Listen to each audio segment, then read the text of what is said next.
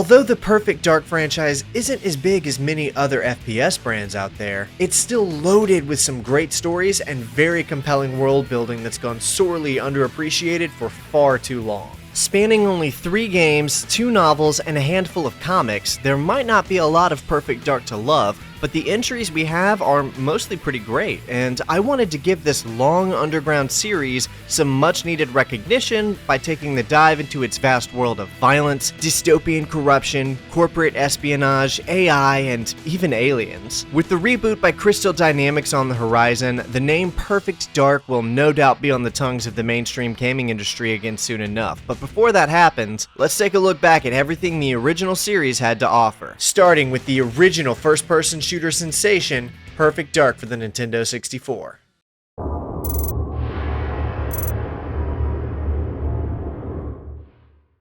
In any conversation about the best games on the Nintendo 64, one title you are sure to hear every time is Perfect Dark. A first-person shooter designed exclusively for the console that started out as a spiritual successor of the hit 007 game GoldenEye, but would go on to make its own prominent mark on the industry.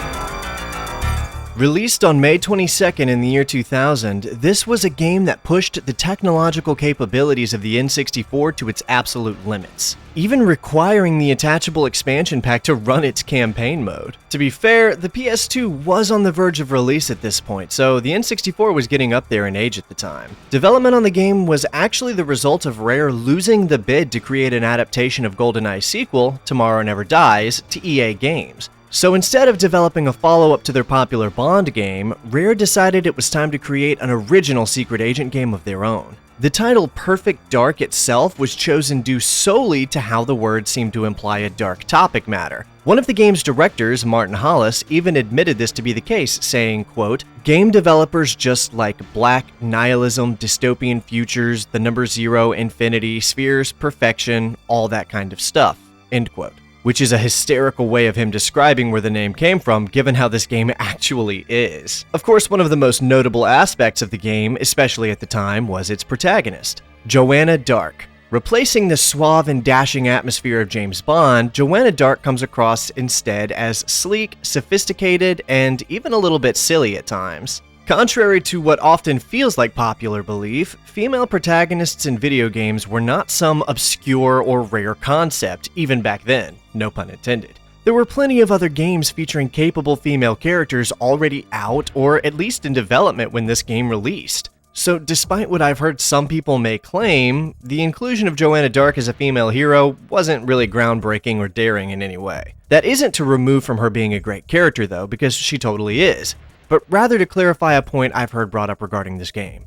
Perfect Dark is a great game, and players loved it on release, but no one cared that Joanna Dark was a woman back then. They just thought she was compelling and the game was fun. Although the game was released as an N64 exclusive, it did eventually see a port to the Xbox 360 marketplace in the form of a remaster back in 2010. And while that did look great, the majority of the footage you'll be seeing in this video isn't from that remaster or the original version. Rather, I'll be showing off the fan-handled Perfect Dark decompilation project, which is, for all intents and purposes, a PC port.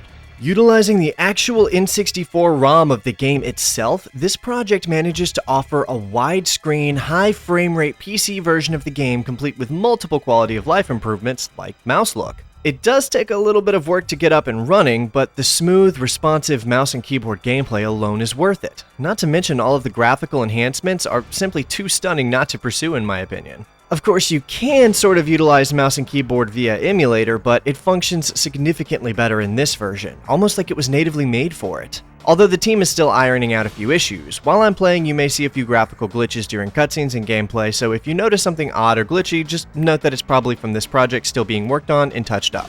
Also, after running the N64 version with a suitable N64 controller and comparing the experiences to this PC version, it should come as no surprise that I'm recommending anyone interested in playing through Perfect Dark take this route rather than a classic console or standard emulation. It looks better, plays better, and offers both the most enjoyable and highest fidelity way to experience the original Perfect Dark. I'll link to the project in my description. So with all of that taken care of, let's get into the story. The game really throws you straight into it without taking much time to bother explaining anything about its world to you, which, although I do like, can feel a bit jarring when first diving in. We open inside of the Carrington Institute, a research foundation created, owned, and operated by our benefactor, Daniel Carrington. Now, before I started playing this game, I had already been listening to the audiobook of the first novel called Perfect Dark Initial Vector, which is a stellar book, by the way, but that's a conversation for later. The reason I'm saying that is to point out that I recognized a ton of what was happening from what I had learned about the world in that book. It's an unorthodox way to experience the universe, but I highly recommend it actually. The Carrington Institute itself acts as a sort of hub where we can wander around and interact with different members of the Foundation. Imagine it like if 007 got to walk around a little part of MI6 in between missions in a Bond game. From this hub is where we can look at our available gameplay options, multiplayer training, and of course, single-player missions. I'll be playing through the game on Special Agent difficulty, which is the medium option and covers most of the objectives throughout the game. Perfect Agent difficulty tends to only feature one additional objective to complete and is normally akin to what I'd call busy work. So we're sticking with Special Agent for this one. Also, most of these levels are very short and simple, with a massive amount of this game's potential length coming from just trying to decrypt what the hell to do in a given mission. So this is going to be a bit of a shorter campaign playthrough. The game takes place in the futuristic year of 2023, where corporations control the world, aliens exist and are at war, AI is playing a pivotal role in humanity's fate, and there's flying cars everywhere. Well, I mean, they got roughly half of it right, I guess. This takes us straight to the Lucrine Tower, headquarters of a tech conglomerate called Datadyne. A Datadyne scientist named Dr. Carroll has reached out to the Carrington Institute requesting to be rescued due to his moral conflictions about the project he is currently working on. A proposition which has caught the interest of Daniel Carrington due to his ongoing rivalry with Datadyne. So he agrees and quickly organizes a mission to search and rescue this Dr. Carroll by sending in his best agent. And her codename is Perfect Dark.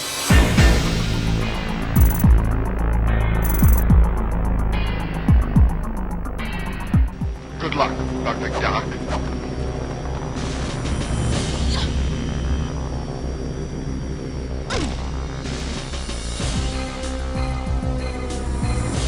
Mission 1 opens with Joanna rappelling down to the roof of a Datadyne corporate building with orders to secure the basement elevator key, find said elevator, and gain access to the research lab sublevels. This game looks fantastic. Just looking around in this world, I personally think this has aged super well. We gotta place this ECM mine to disable their internal security system to make this whole operation way easier, and then progress deeper into the building. First impressions once inside are that, damn, this game looks really cool. I love this art style, and when she tilts her pistol to the side like that, it makes me feel like John Wick, and I'm already having a great time here.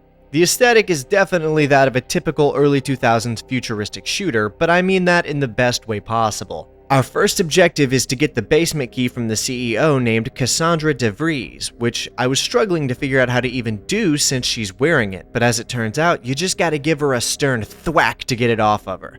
Also, why does she have a mini-me? What is the height difference we're seeing here? Why is her assistant so small?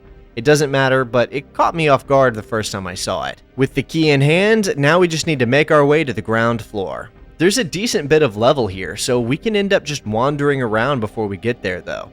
And this additional space is for other objectives, and when we come back up for our escape later. Once we get in the elevator to descend down to the ground floor, then we just have to find the security room and place the other ECM mine to disable their external communications. Then it's just a matter of taking the basement elevator down to the research lab.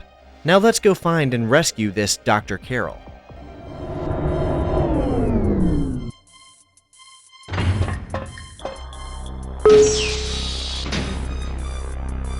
Huh?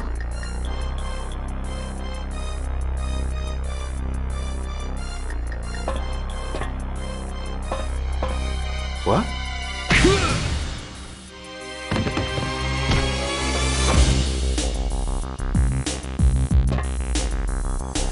We're in the subterranean research lab now, and all we have to do is get a photo of a radioactive isotope, start the security maintenance cycle, shut down all of the Datadyne experiments, and find Dr. Carroll. Alright, easy enough, let's do it. The radioactive isotope is actually pretty easy to locate, being behind one of the first few doors we find, but due to radioactivity we can't get close to it in person. So we make use of one of Perfect Dark's various gadgets we get to play with called the Spy Cam, which allows us to fly a remote camera into the room for the photo we need. After that, it's just a matter of finding the maintenance area where we wipe out a handful of security with extreme prejudice. Oh, and by the way, I know it looks kind of cool when she holds her pistol to the side like that, but I feel like I need to specify that the only real reason you would do that is to see your laser sight better. There's no tactical advantage I can think of to hold your weapon to the side like that unless you're going to see the laser instead of iron sights, which is probably why she doesn't do that with any of the other weapons in the game except this one. After we clear through some of these labs and shut down the experiments they were working on, including this experimental rifle called the K7 Avenger, we're able to locate and secure Dr. Carroll, although he's not exactly what you may have expected.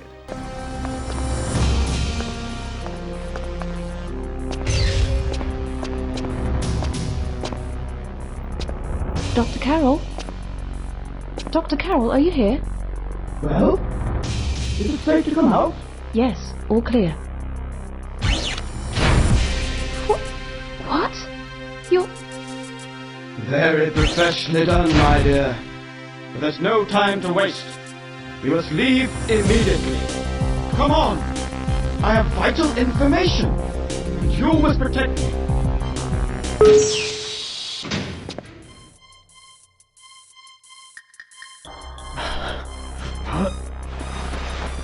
Sound the alarm! She's here! Lights out!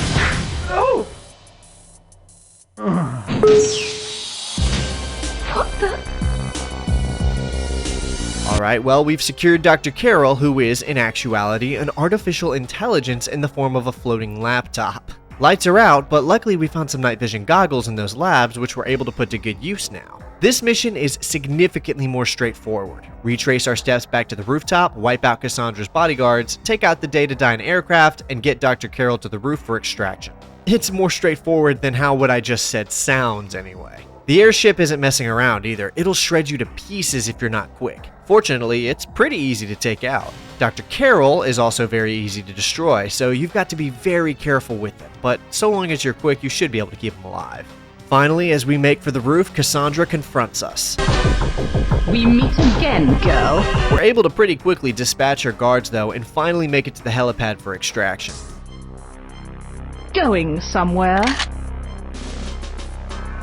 Something I can do for you, old woman? Return our sapient immediately. You don't know what you're doing. Yes, I do. I'm leaving. One more chance. Give it back. And you could come and work for me. Sorry, gotta shoot.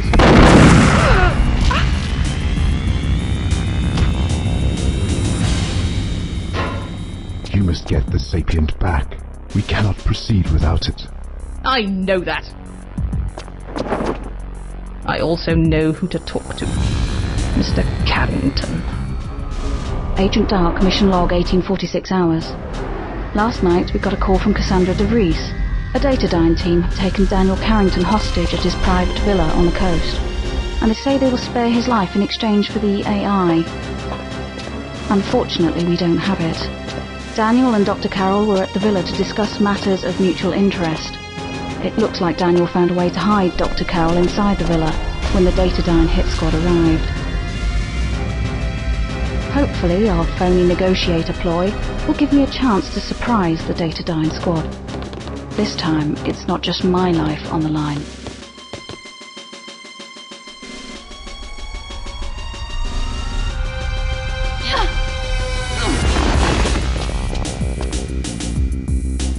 So now we've got to link up with Daniel Carrington, our benefactor, and free him from the Datadyne team holding him captive.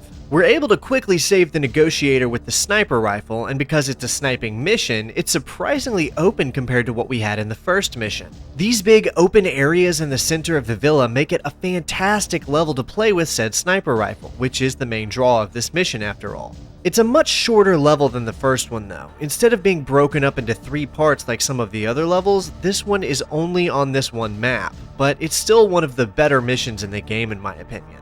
Something about the look and design of this level screams early 2000s FPS in a really good way. Plus, there's a good amount of verticality to play with throughout. After wiping out the Datadyne soldiers, we're able to head into the basement where we reactivate the wind-powered generator to restore power, and then head for the room where they're keeping Carrington. This wine cellar is such a phenomenal set piece too, because the bottles shattering as you fire and get fired at feels like such a spy movie sequence. I loved this part. With the key to the room where Carrington is, we burst in and get him back on his feet. Sir, are you injured? No, Joanna, I'm okay. But those Datadyne thugs made me tell them where I'd hidden Dr. Carroll. Only I'd held out for a few minutes more. It's not your fault, sir. I should have been quicker. Don't blame yourself, Joanna. Dr. Carroll told me that he expected this to happen. Actually, when they recaptured him, the Datadyne team got overconfident and let slip a few facts when they thought I was unconscious. They mentioned a meeting in the G5 building in Chicago, Illinois tonight. I want you to be there, but that doesn't leave you a lot of time to get ready. That won't be a problem, sir. So, did Dr. Carroll have any useful information for you? Oh, yes, indeed. He certainly did, and I'll brief you when you're on your route to Chicago. We might still be able to help him, even after those butchers remove his personality. He thinks they'll keep a copy of it in a safe place. About time I called in some friends to deal with Datadyne.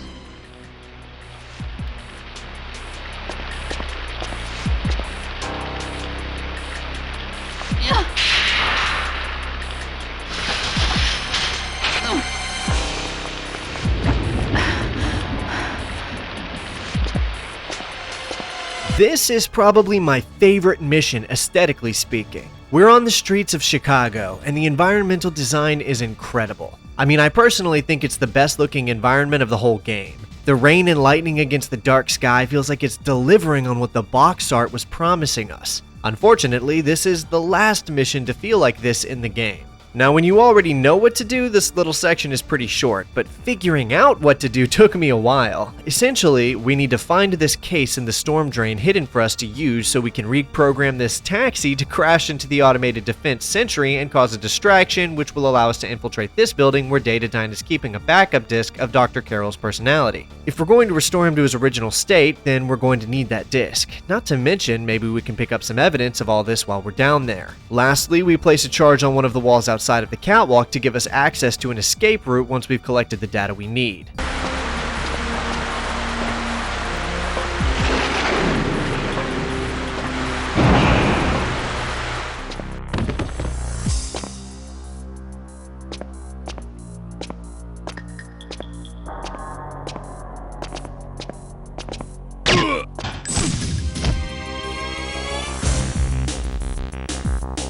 In this mission, we're introduced to the enemy's cloaking tech, and it's actually pretty cool. Ups the challenge a bit, even if it's used very sparingly across the game. The intel we got from Carrington suggested that there's a meeting happening in this building that if we can just get footage of, we can use to shine some light on whatever conspiracy we're unfolding right now. It doesn't take long to make our way through these halls until we secure a location in which we can overhear the meeting in question. We just need to pull out the handy spy cam and fly it in.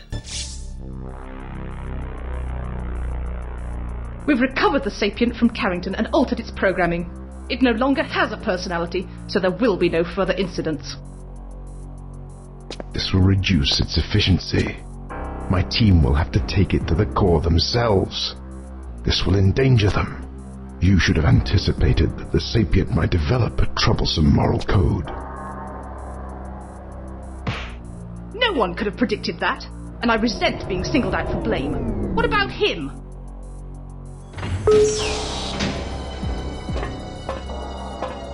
The President turned down your request for the loan of the Pelagic II. Could it be you overestimated your influence over him? No! Perhaps I underestimated his resolve. We have a contingency plan ready to go, and we will move as soon as the presidential entourage arrives at the airbase. All I need from the President is a tissue sample. Assuming you don't get any interference. If Carrington has pieced together enough of this, he will have called for reinforcements. There will be no outside help from Mr. Carrington. The technology you gave us is installed in Nevada and fully operational. We can intercept any craft they use. Then the devices we gave you are working correctly. Good, because we believe anything which does not work correctly should be destroyed. Consider that as you follow your backup plans.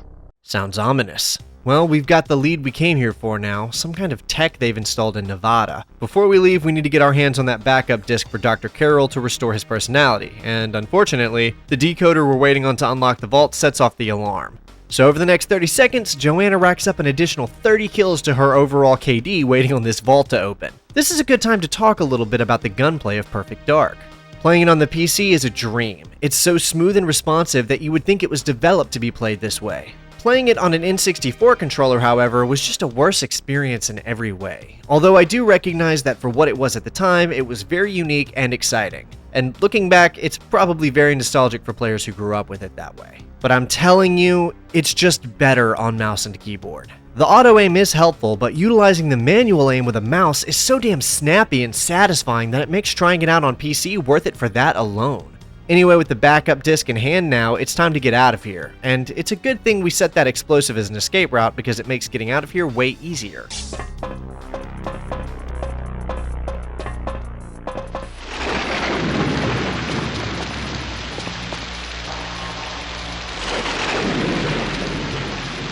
Agent Dark reporting in. Prepare to receive a download of the meeting data.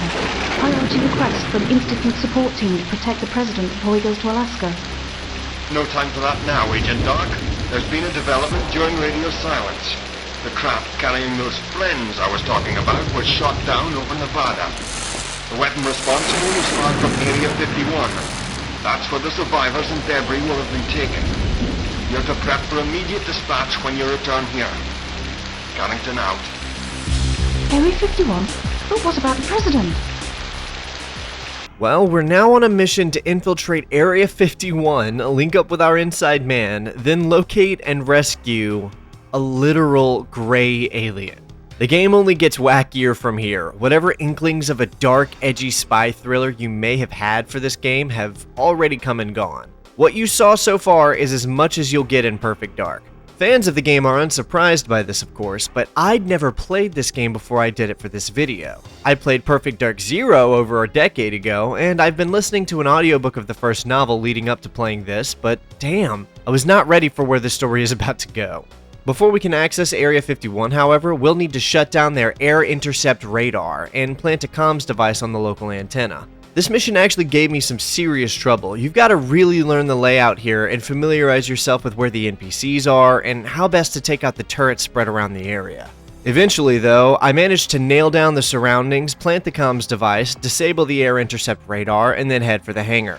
Also, this is our first taste of a vehicle in the game. Vehicles don't ever play a major role in Perfect Dark, but the fact that there are a couple of missions that let us ride around on a hover bike like this is really cool. It's a little bit hard to control and honestly needs a far larger environment to use it on than we get in this level, but it's pretty nice that they introduced it early here. After killing our way through the hangar, we can head down into the main lab and meet up with our contact from the Institute. Agent Dark, over here. There you are. I was beginning to wonder if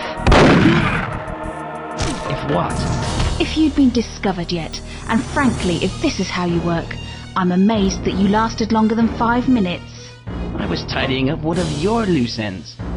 My loose ends? I'm sorry, I didn't realize you wanted him to shoot you. I can call in some more guards if you like.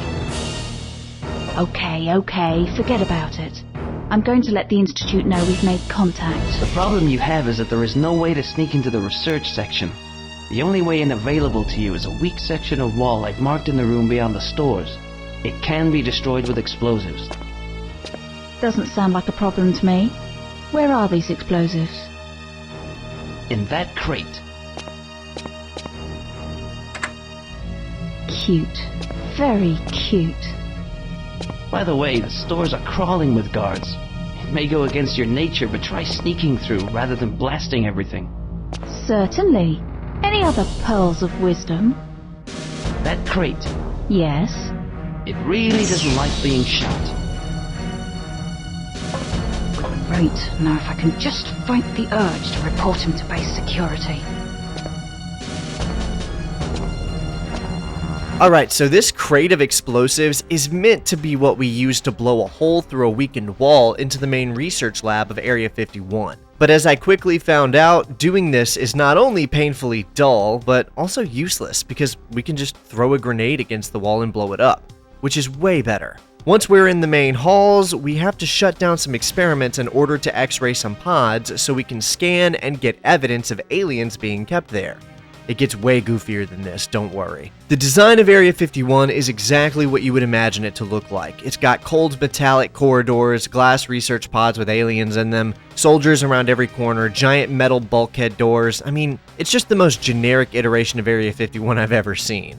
And I don't even think I could say that's a criticism because it's so clearly done intentionally.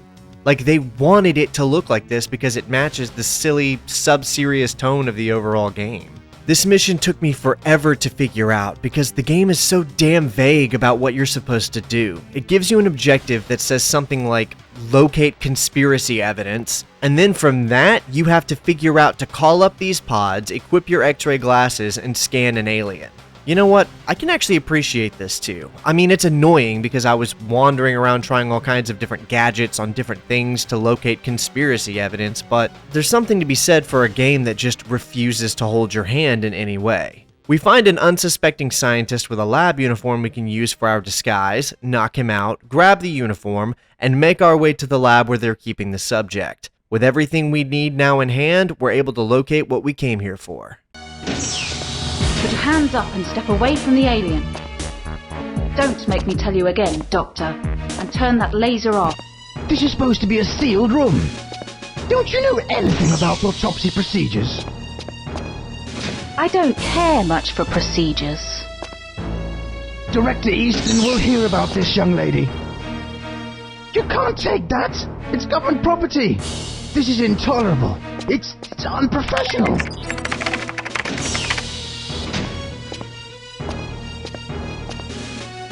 Let's see how that overconfident thief deals with our gas defense system.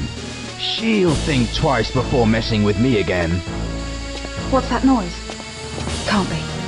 Gas. Well, there he is. Although I have no idea why Joanna didn't just kill these scientists like we've done to literally everyone else. With the alien in hand and poison gas flooding out into the rooms around us, we gotta sprint to get the hell out of here. We drop the subject off where our allied agent named Jonathan tells us to, and then start moving to link back up with him.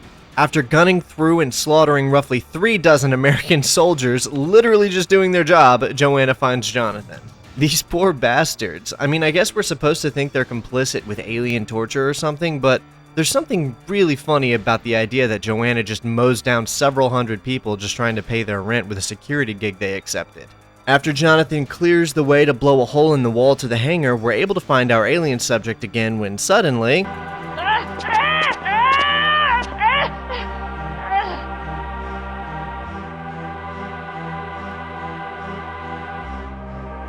I'm alive! I thought I'd be chopped up like the others by now. You're from the Institute, aren't you? I recognize you from before. You helped me. Thank you. You speak our language? Watch her, she's sharp.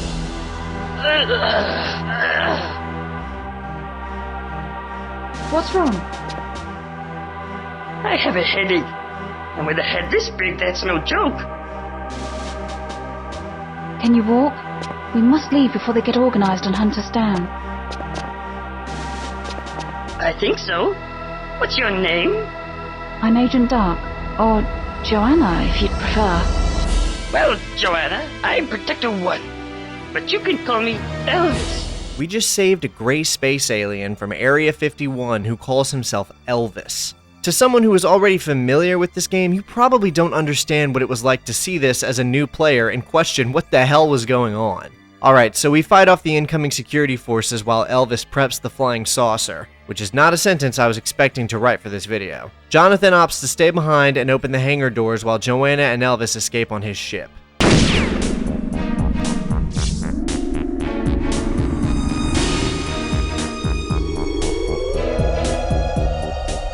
Agent Dark in position.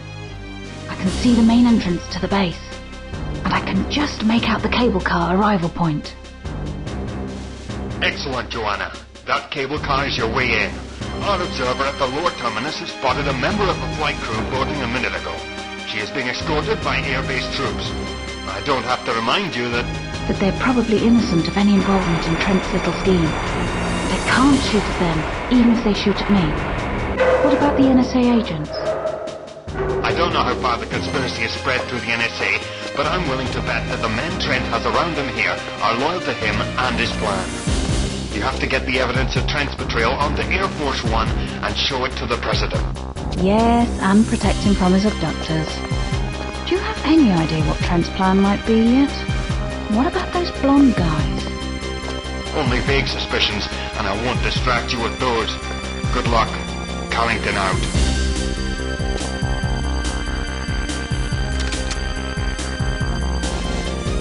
With Elvis saved and returned safely to the Carrington Institute, our priority is now to board the Air Force One and save the president from Trent's plan to kidnap him. In case you missed it, Trent Easton is that guy in the red coat, and he's been the head of the NSA in this game. Of course, both he and Cassandra work for the suspicious blonde man we saw earlier. The game does let us do a little bit of secret agent work though, as we knock out a flight hostess to disguise ourselves as her and infiltrate this base more smoothly. I rather like this bit, starting us outside of the hangar on top of a snow-covered mountain and letting us actually do some real spy work is super nice.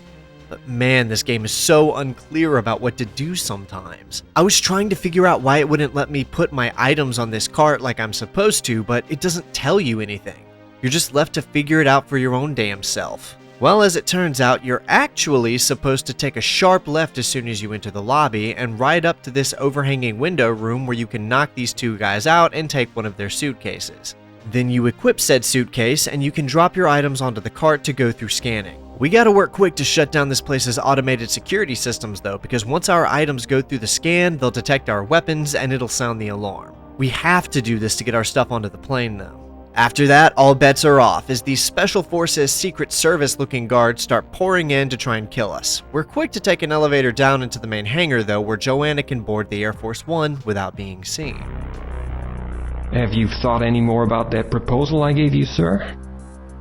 My answer remains the same. I'm sorry, Trent, but no. I won't loan the Pelagic 2 to Datadyne. Now please, can we move on to other matters? But this is a golden opportunity to show that America has faith in its industries and will back them.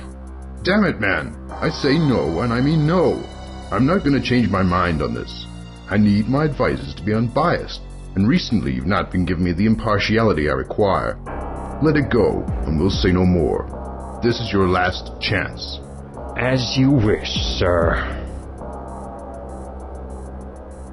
My last chance? You fool. That was yours.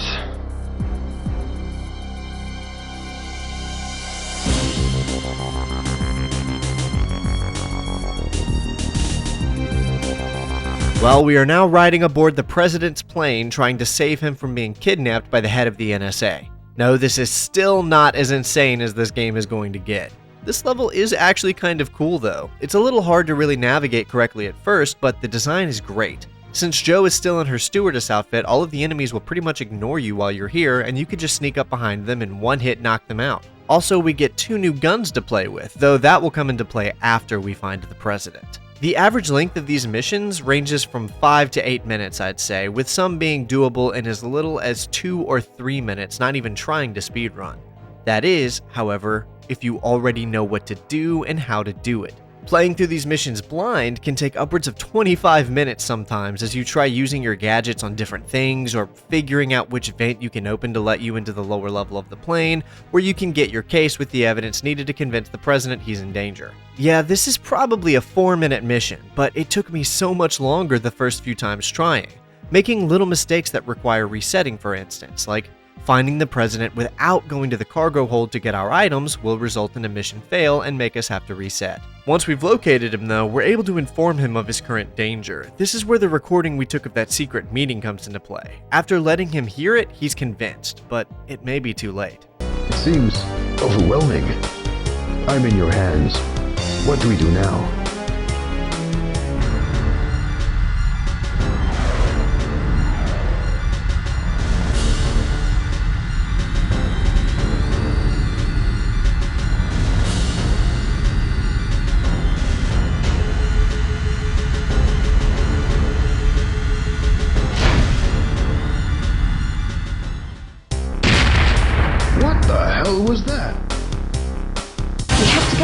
escape pod.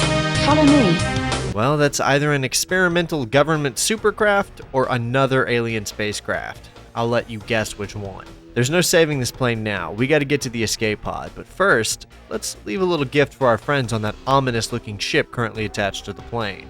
This is where those new guns we found come into play. Not only are they powerful and satisfying to use, but we can hold two of them at once. Dual wielding is always sick in over-the-top games like this. Making our way to the bottom cab, we're able to hit the switch and get off this thing before it goes down. Elvis! Elvis! I can't detach that tube from the fuselage. Can you take it out? It's okay, Joanna. What's this?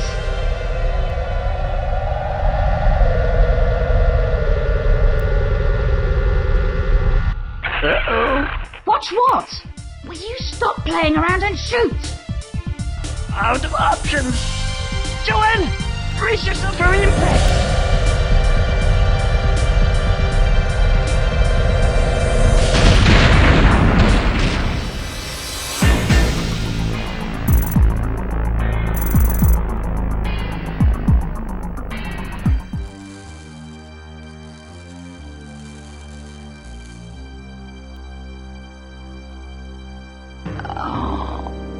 Agent Doc, please report.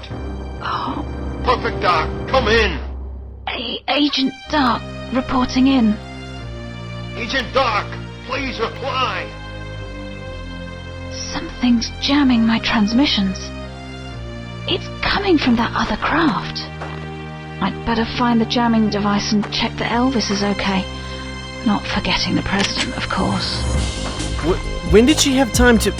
Wait, if she's just now waking up from the crash, then she would have been wearing a stewardess uniform. When did she find time to put on these snow clothes? She's not near a bag or anything. How did she do that? Either way, this is probably the biggest level of the game, and I mean biggest as in scale, like it's literally a large area for you to explore. We've crashed into some mountains somewhere, and we've landed not far from the plane we just watched go down. We're quite a bit of ways away from where the president's escape pod is, but he's nowhere to be found. They must have gotten to him first already. First thing we need to do is locate and activate the distress beacon in the escape pod we arrived in. That'll get the US government involved in some capacity. I actually really like this level. The snowy aesthetic is really cool to play on, the massive open-ended design lets us kind of explore around and get lost a little bit, and even gives us a reason to fly around on this hover bike to kind of close the distance. It's probably half the size of a level in something like, say, Halo, but it kind of gave me a similar sensation to one of Combat Evolved's levels, with us sort of wandering these bigger natural landscapes, taking out enemy NPCs, and completing objectives. We finally find the president being held hostage in some nearby caves by Trenton, but it doesn't take much to make him run away for his life and allow us to escort the president to safety and leave him with Elvis the alien. We're not done yet, though. We still need to find the presidential medical scanner and execute the fake president clone that Trenton's benefactors have conceived for their nefarious plot. On the highest difficulty for this level, we also have to find that enemy alien ship and destroy it to knock out their jamming device. Perfect Dark was at its strongest in this mission and in the first one. It worked really well as a tight objective-based corridor shooter, and it worked really well as a larger, more exploration-based objective FPS. The issue is that most of the missions in this game are trying to be a little bit of both and end up feeling non-committal to either. This was probably the best mission in the game, in my opinion. With the president saved and Trenton's plans foiled, we link back up with Elvis to get some information out of said president to plan our next move. How are you feeling, Mr. President? Better now, young lady. Today, I think, will take a while for me to get over. I can't believe Easton would do such a thing. I knew he was ambitious, yes, but this... Just one thing, sir. What is the Pelagic 2 that Trent wanted so badly? It's a U.S. government deep-sea research vessel, one of a kind. The only ship that can conduct a full-scale diving operation at extreme depth. Trent wanted me to loan it to the Datadyne Corporation, but I refused. Trent has a lot to answer for, but I don't think we'll find him now.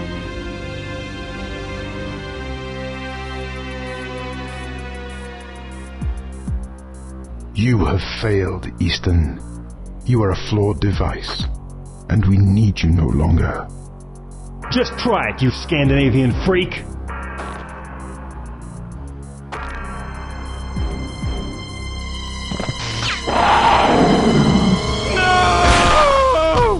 Ah, so he was an alien all along. What?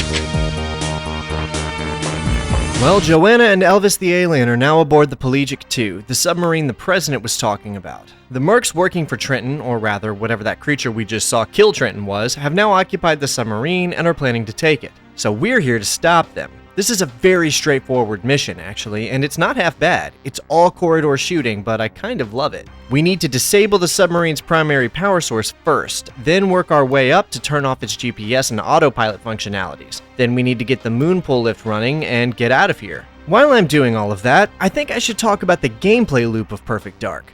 Each mission comes with a set of various tasks the player must complete before advancing to the next level, and the number of these tasks increases with the selected difficulty. So unlike many other shooters at the time, the goal of these missions is not to simply kill your way from point A to point B. Oftentimes, completing these tasks requires players to sift through their inventory to make use of specific gadgets they've been given. We've already seen several of these gadgets in the gameplay, but some examples are the spy cam and the X-ray scanner. Most missions will have some kind of unique gadget for Joanna to use, which is honestly really cool, very in line with the spy aesthetic the game is going for. These objectives offering so much variety to the missions is a big part of why I think this game probably stood out so much among its peers at the time. I mean, sure, there's the fact that there weren't a ton of shooters on the N64 anyway, but even then, Perfect Dark was more than capable of holding its own against shooters made for other consoles due to its unique identity alone. I mean, being able to attach this laptop gun to the wall, then open this door and let it auto-kill the enemies on the other side isn't the kind of mechanic you would ever see in other shooters at the time. Anyway, after we cut through the remaining objectives on the submarine, Joe meets back up with Elvis, who is wearing a snorkel because this game has completely dropped any aspirations of serious tone, and they descend down into the depths of a strange vessel. The diving operation has been disrupted on the surface. Time for a swim. I hope the government don't want to use this ship anytime soon. Did you think we were a little heavy-handed? Nah.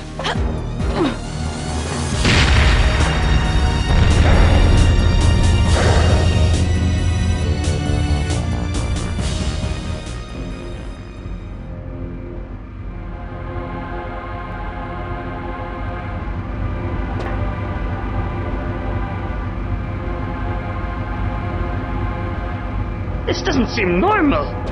No one's around. No signs of conflict, no spent ammo cases or bullet holes. But there ought to be a rear guard at least. It makes no sense. There has to be someone further inside. Cover me.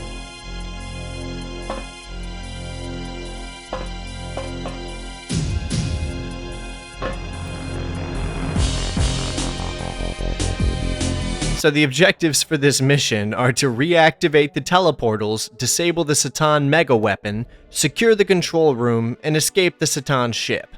I'm not leaving anything out, nor have I skipped anything. What I just said to you is pretty much the same amount of context the game has given us for this mission. I wasn't even sure what the hell was going on at this point and ended up having to try and catch up to what was happening. At the very least, this level is a lot more straightforward than many of the others we've seen up to now. It's surprisingly linear, and the camo soldiers we encountered in an earlier mission are back again, but they're not all that threatening. As you can see, we're on an alien spaceship, and this is not the same kind of alien that Elvis is, but rather a different kind. There are two separate alien races apparently. One is malicious, and the other is more peaceful.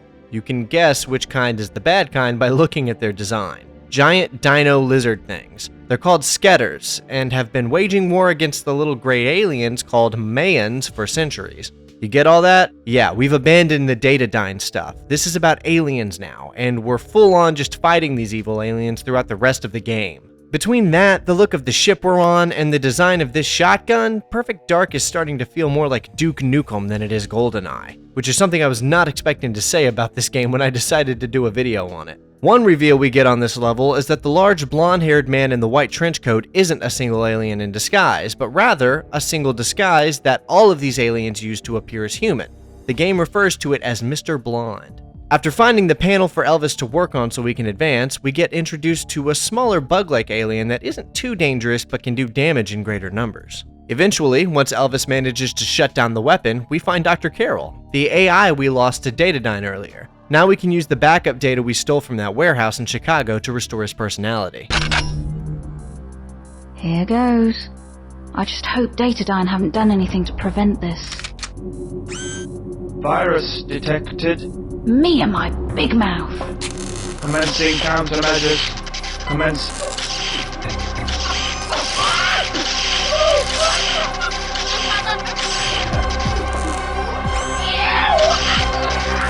Dr. Carroll?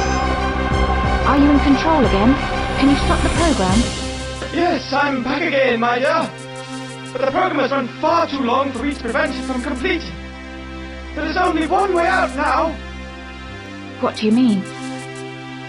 When the program has run, I will have control of a vastly powerful weapon. It cannot be allowed to exist, so I must destroy the Ceton, and unfortunately, myself along with it. I'm sorry, Joanna. There is no other way, and no time to discuss this. Go now! Avoid the Skadar and you will have time to escape. It has been an honor to work with you. Goodbye, Joanna Dog. On a 1-minute timer now, we sprint through the ship with Elvis at our side to retreat back to the way we got in and get out of here before Carol blows the ship up. Luckily, Joe and Elvis make it out in time and are able to escape with their mission accomplished.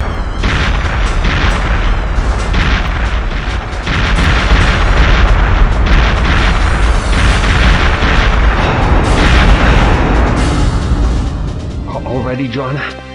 We can't keep the main delegation waiting. Well, the president, of course. Am I ready? What do you mean? I was ready half an hour ago. It was you holding us up. But you know how it is, Joanna. I had to make sure my hair was just right. And then there was the suit. They should keep you away from mirrors. Nervous? Very. I've waited for this moment for so many years. Contact. Friendly contact between humans and mans is what the Institute was founded for. And in a few minutes we'll be at the White House, and it will finally happen. Where did that come from? It was up on ground level. Hey! Looks like someone doesn't know when to quit. We've got to get everyone out.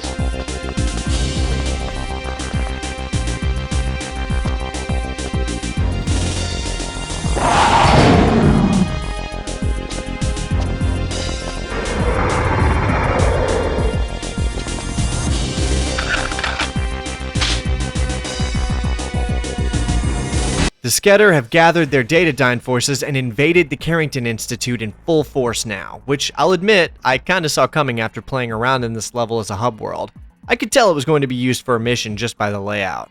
Weirdly, the game's cutscenes had Joanna running to confront the aliens in a cutscene seemingly hyping you up, and then in gameplay starts you in a location that requires you immediately to turn around and go back in the opposite direction towards Carrington in order to complete a necessary objective by turning on the autocannons and saving Carrington from being killed. I don't know why they did this instead of just starting us beside Carrington where Joe already was. It was odd, but after I figured it out, I kinda got the hang of it. You need to be on top of this too. If you don't sprint back down those stairs to Carrington and get those guns online, he will die and it will be mission failed. Which, actually, I do like the fact that if you fail the mission, it doesn't end. Like, you can't progress, and we'll have to restart to get things right, of course, but you can still just wander around and try to figure out where things are and get the feeling of whatever map you're playing before restarting so you're better prepared. After getting the guns back online, we then rush back upstairs to where the level started us initially and save as many of the Institute's employees as we can from the enemy soldiers. The game gives you a laser similar to the laser watch in GoldenEye too, and it's pretty cool, I have to admit. I mean, it nearly insta-kills most weaker enemies, not to mention certain missions will start you with a consumable item that temporarily alters gameplay. In this case, a stimulant that enhances reflexes to slow down time. With the hostages saved, the last thing we need to do is fight our way through a horde of these so-called Mr. Blondes, i.e. Sketters in disguise, and shut down the bomb they planted in our courtyard. You would think that's that. The president saved, the mega weapon destroyed, and the Institute is secured. You would be wrong. This game still has to totally jump the shark before it's done.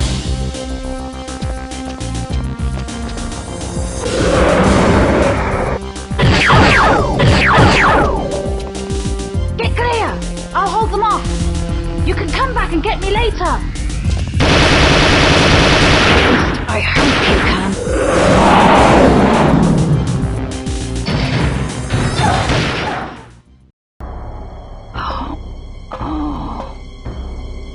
Oh, I'd better not be where I think I am. And it's worse than that, my dear.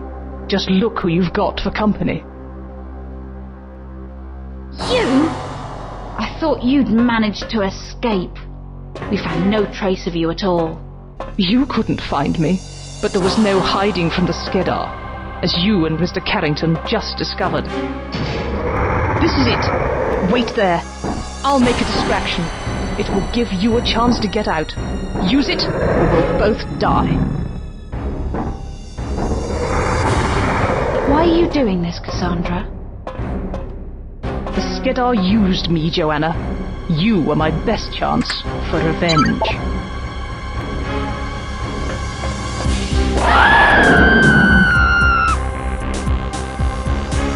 Well, we're on board an alien spaceship, and Cassandra's distraction just gave us the chance to get out of our cell.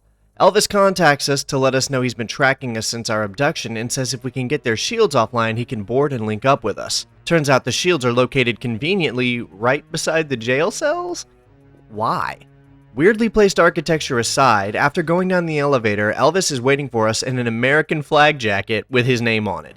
At least he hands us our rifle to fight these things. The Skedar are quite a bit more difficult to fight than the soldiers and security we've been fighting up to this point. Before now, we typically only encounter one or maybe two at a time. When we're having to fight them in droves as our primary enemy now, things are quite a bit more difficult, at least compared to the earlier missions. I think another part of that was just my not taking advantage of their pistol's charge-up shot function though, because when I started using that more, things seemed to get a lot easier. While we're running around in the guts of the ship like this, we may as well knock out their engine systems. Took me a second to figure out what to shoot here actually, but I knew this had to be one of my objectives just by looking at it. The design of the ship is admittedly very impressive though. Very Ridley Scott's Alien kind of vibe, very H.R. Geiger, you know? I think it's pretty cool. I liked being able to look out windows and see stars and a distant planet. Once we're able to access the ship's navigational data and secure the bridge, things start looking up. Wow, that's the first time I've seen another planet from space. It's beautiful.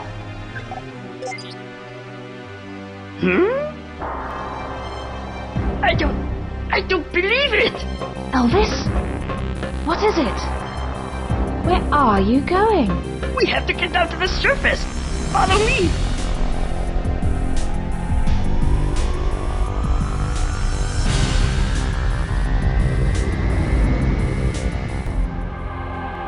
This is the Skedar fanatics' most holy place.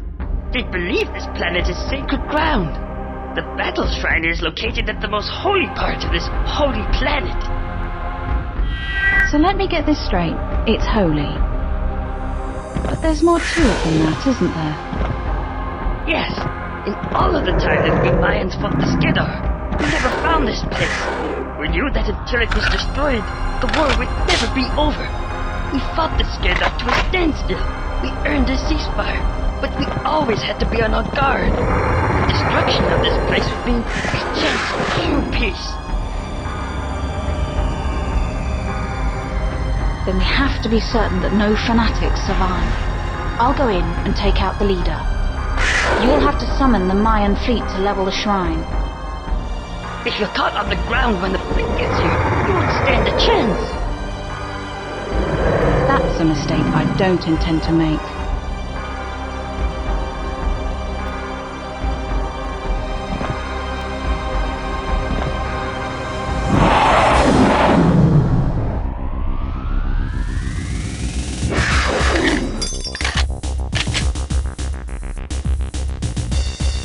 This is the last mission of the game, and it's really something. Took me probably like 2 hours to get through it just because figuring out what to do ended up being so tricky. If you already know what you're supposed to do, then you can realistically go from the start of this level to the game's credits in a couple of minutes. But with me going in completely blind, I was really going through it trying to decipher what the hell I was supposed to do. I did get a little excited when I got this weapon called the Grinder, when I realized that it was a chain gun with a massive drill on the end meant for eviscerating your enemies. That excitement died really quickly when I realized that the weapon kind of sucks. The melee damage is useless, and the accuracy is so bad that you practically have to be shaking the alien's hand to hit it. Once again though, I have to praise the design. The layout felt really satisfying to learn. The art direction and design is exceptional, and everything both looks great and feels like a mysterious alien world. Which is all good because, as I said earlier, I ended up being stuck here for quite a while. These pillars that you have to destroy are kind of random. There's 3 needed to be blown up every level attempt, but there's like 6 potential locations for their placement. So each time you try the level, you have to equip a radar and follow it to the source to determine if you're at the right pillar. Then place one of your charges. When all 3 charges are placed, the pillars will explode. Now this part is one of the things that really caused my playthrough of this level to take so long. You can blow this part of the canyon up to reveal a ladder, but it's actually so hard to figure out if you don't already know. But yeah, you can shoot it with an explosive and destroy it to reveal a ladder. Once we get through that, we make our way through the ruins of this Skedar ship, or facility, or whatever it is. There's a handful more Skedar to deal with between us and the king, and a wall with a little indication that you need to destroy it to progress. Man, I sort of feel like this kind of obtuse level design was on purpose to incentivize buying strategy guides, because this level in particular seems like it's offering very little to help you complete it. Once you figure this out though, there's just a couple of smaller puzzles to get through, including offering up one of your weapons as sacrifice to the god of war. No, I don't think it's that one. We then pass through a room full of what I think are Skedar production pods or something, because they just keep coming from here. When we're ready to end this, we can head into the final room and confront the Skedar Emperor. This battle is actually the hardest encounter in the game. At least it was for me, because I ran out of ammo and ended up just trying to survive and farm the little drops of ammo I could get from one of the Skedar that would spawn to attack me every 15 seconds. And you can't just shoot the Emperor either. You've got to destroy that monument behind him to actually destroy him and end the level. But after a few minutes of persistence, patience, and precision, we destroy said monument, and with it, the leader of the Skedar. Yes!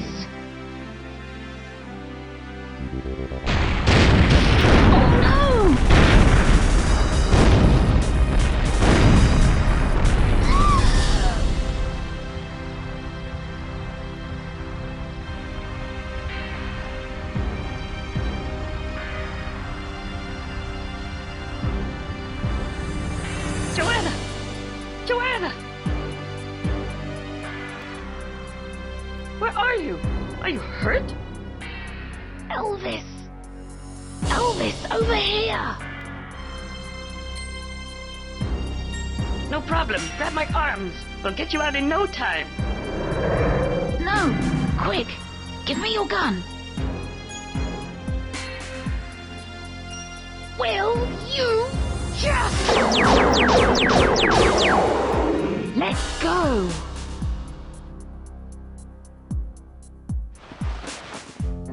I managed to get the fleet to stop the bombardment when I looked for you. They'll start as soon as we're clear. I'd have got out in time if that one hadn't grabbed my foot. Of course, Joanna. Of course. No, I would have. I believe you.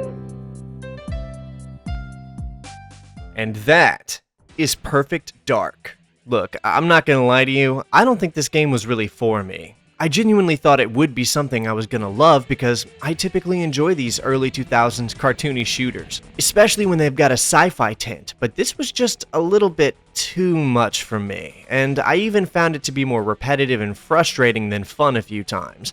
Although I do recognize this is totally just because of my preference in games. I really liked the first couple of missions a lot, but I found myself enjoying each mission less than the last until the final mission where I really just wasn't having any fun at all anymore. I may have made a mistake by listening to so much of the first audiobook before playing this because that novel is seriously so compelling. It's so full of intrigue and espionage, and the characters are all so unique and interesting that when I realized the game it was based on is just a big joke, it kind of left a sour taste in my mouth. Now look, Rare isn't exactly known for writing serious stories, so I was definitely expecting some early 2000s cheesiness, but I wasn't ready for a gray space alien in an American flag jacket named Elvis to help me take down the enemy alien emperor on their homeworld.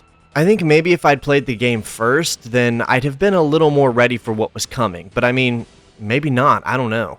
I'm still really glad I did play it through, and taking the time to go through and create this retrospective on it feels right as we ready ourselves for the incoming reboot.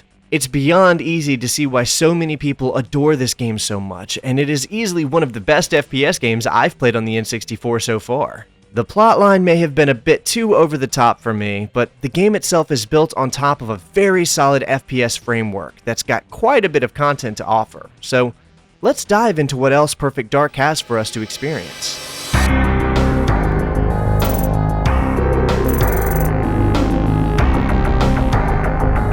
Even after the credits roll, Perfect Dark has a plethora of content still available to keep players coming back for more. Outside of its main campaign missions, player can challenge themselves with unlocking and completing up to 4 additional bonus missions. The first of these is pretty simple. It's a sort of remix on the first level that sees us playing as the enemy character Mr. Blonde instead of Joanna, and our mission is to set an explosive up in the elevator leading down to the underground lab, and then fight our way up to Cassandra to escort her to the helipad. It's a short mission, but it's a unique enough spin on the level overall. Getting to play as the main enemies is always a neat little touch. After that, we've got the Mayan SOS level that sees us play as Elvis the alien himself. Once again, this is another remix of one of the main levels, where we have to fight our way out of the main lab and into the comm room to send out a distress signal to Daniel Carrington, the same one he heard in the main story mode that led us to Area 51 in the first place. Probably the most unique thing about this level is the fact that Elvis is literally as short in gameplay as his model is. It's kind of interesting playing through this environment from this little alien's perspective, I have to admit. The third level is a bit less interesting, however. It's called The Duel, and just has Joanna dueling against the Jonathan character in a 1v1 to see who wins. It's novel, but not all that exciting. Our final bonus level is one you may have actually heard of before. It's called War, and once again allows the player to assume the role of a Mayan as you fight the Skedder in a version of the last mission from the story. I say you may have heard of it because there's a very popular video about a speedrun of the level by YouTuber Carl Jobst, who himself held a world record speedrun of the level for 16 years. Speaking of speedrunning, I don't think it would be right of me to make a retrospective about Perfect Dark and not at least mention the impact it's had on the hobby.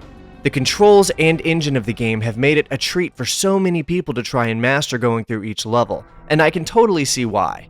I'm no speedrunner. In fact, speedrunning is pretty counterintuitive to how I like to play. My style is to take my time, absorb the atmosphere, look for details and lore and stuff like that. So when playing this game quickly ended up feeling so natural even to me, and I found myself trying to complete objectives and reach the end of a given map as fast as I could, I immediately understood why this game is such a darling to pro speedrunners. Trying to play this game fast is super satisfying, and the way Joanna controls just makes mastering its movement feel really rewarding. Ever since Perfect Dark hit the scene, speedrunners have been pushing for new ways to break the game and set new high scores for runs. As of writing this, a new record was set on beating the game on Perfect Agent only a month ago, which is a pretty good indication that even now, there's still interest in speedrunning Perfect Dark, which isn't surprising because, as I said earlier, it's a seriously satisfying game to play quickly. But we're still not done talking about all of the extra content there is to see in this game. In the Carrington Institute hub, we can actually go down the stairs and head into a firing range. This range isn't just for looks. We can actively engage in a minigame that allows us to play with and utilize every weapon in the game to pursue a high score on the range. It's a fun little thing to play with, and the reward for scoring at least a bronze medal on each weapon is unlocking the dual bonus level I talked about earlier. It's a little thing, but its inclusion really helped to make the game feel more complete and like a fleshed out experience. But the bonus material doesn't end there. We still have to talk about the multiplayer and challenge missions. Now, obviously, GoldenEye is notorious for its multiplayer mode, and Perfect Dark plays very similarly to that overall. But since I don't have the means to set up a multiplayer party or anything, the best way I have to talk about this game's multiplayer is through its challenge missions. Perfect Dark's challenge missions offer players a great way to experience its multiplayer maps and modes while completing a series of various challenges against bots. There's 30 different challenge missions, each one with a different challenge to complete, and all of which take place across the impressive 17 map selection available in Perfect Dark's multiplayer mode. I was actually having a pretty good time just running these little missions, and I can see myself having spent some time with them if I'd had access to the game as a kid. An overall great addition to the offerings here in Perfect Dark. If all of that has convinced you of anything, I hope it's that the team who made this game really loved what they were making. Perfect Dark is a gorgeous game, visually, conceptually, and even audibly. The music is another thing I have to admit was an absolute vibe. The original soundtrack overall is actually surprisingly long, featuring 36 tracks composed for the game by Grant Kirkhope, David Klinik, and Graham Norgate. Each track feels uniquely catered to the mission it's present in, and the atmosphere rings off like someone threw a cyberpunk game, a sci-fi game, and a spy game into a blender and mixed them together to form the Perfect Dark soundtrack. And when I say unique, I mean now that I've heard the soundtrack in the game, I could pick it out anywhere. Anyone who's heard it would be able to place it almost immediately. There's quite frankly nothing else that sounds like this. The closest thing I've heard is the GoldenEye N64 soundtrack, for obvious reasons. So I've got to applaud the composers for what they pulled off with this one, because this soundtrack really is one of a kind. Looking back on its review scores shows that Perfect Dark was revered as a masterpiece on release, showing a Metacritic of 79 and a slew of ravingly positive reviews. Critics seemed to think at the time that it was revolutionary and groundbreaking, claiming it did everything GoldenEye did, but did it bigger and better. Everything from the lighting to the animations was praised as some of the best available on the N64, and honestly, I think that's pretty accurate. The biggest error Perfect Dark made was being released in the year 2000 instead of a year earlier, which kind of leads me to my final thoughts. Perfect Dark is a brilliant FPS and a great time for players who are able to engage with its world. It's the kind of game for people who enjoy stories that don't take themselves too seriously and are very comfortable in the fact that they're just a video game. If you enjoy that kind of stuff, then you'll probably love what Perfect Dark has to offer. Unfortunately, I just don't know if this kind of game was resonating with the average consumer back in 2000. By that point, gamers were becoming hungry for titles that took themselves more seriously, I think. And the competition Perfect Dark was facing that year was more than a little steep. Deus Ex, Resident Evil Code Veronica, Thief 2, and Rainbow Six all released within only a few months of Perfect Dark, and those games were all offering a much more serious tone for gamers to sink their teeth into. Not to mention that the Sony PlayStation 2 would release later that same year, and the games that would be releasing in 2001 would make this one look fairly dated in comparison. For whatever reason, not long after this, Rare would be purchased by Microsoft, but they would also go on to begin production on another game in the Perfect Dark franchise. As for this one, it went on to receive a beautiful full remaster which was unfortunately released exclusively to the Xbox Live Marketplace. I say unfortunately because it would be awesome if they would just put the thing on Steam or something. So many more people could play it, especially now with the reboot on the horizon. If you were going to port either this game or the remaster to other platforms, Microsoft, now is the time. The remaster in particular would make a fantastic addition to the Nintendo Switch's library in my opinion, rather than just letting it decay on a nearly 25-year-old console. Or hell, maybe you could include it with the reboot or something. But until something like that happens, this unofficial decompiled fan port is easily my top recommendation for the best way to play Perfect Dark if you're interested in experiencing it for yourself. It's got everything you need to get the highest fidelity experience available for the game right now. So whether you're someone who's interested in catching up on the series before the reboot drops, a series veteran looking for a new way to experience it, or just someone who's been meaning to check it out for a while now, I can pretty confidently recommend you consider giving Perfect Dark some serious consideration for a game that's worth your time to play.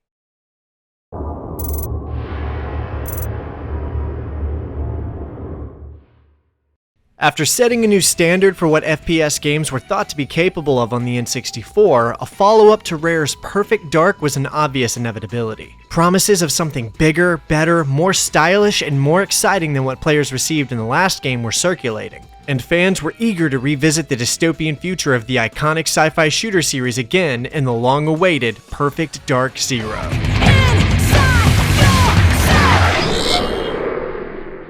This is one game I'm pretty excited to talk about because Perfect Dark Zero carries with it quite a reputation that, in a lot of ways, might not be all that fair. The original game was one of the landmark titles for the N64, so it's not exactly surprising that there were millions of people hyped up for the long-awaited next entry into the series. And Rare was certainly working to try and deliver something very ambitious with new gameplay features that were actually ahead of their time and a story that was far more grounded in the game's dark reality. Well, as grounded as Rare was willing to go, that is. A huge thing to note here, though, is that Rare had been purchased by Microsoft at this point, and because of that, this game was retrofitted as a console-exclusive launch title for the Xbox 360. That is quite a change, and I'm not sure people now really understand how big of a deal which console someone owned was back then. In the earlier days of gaming, it wasn't uncommon for people to choose a console and make that the system they bought all of their games for.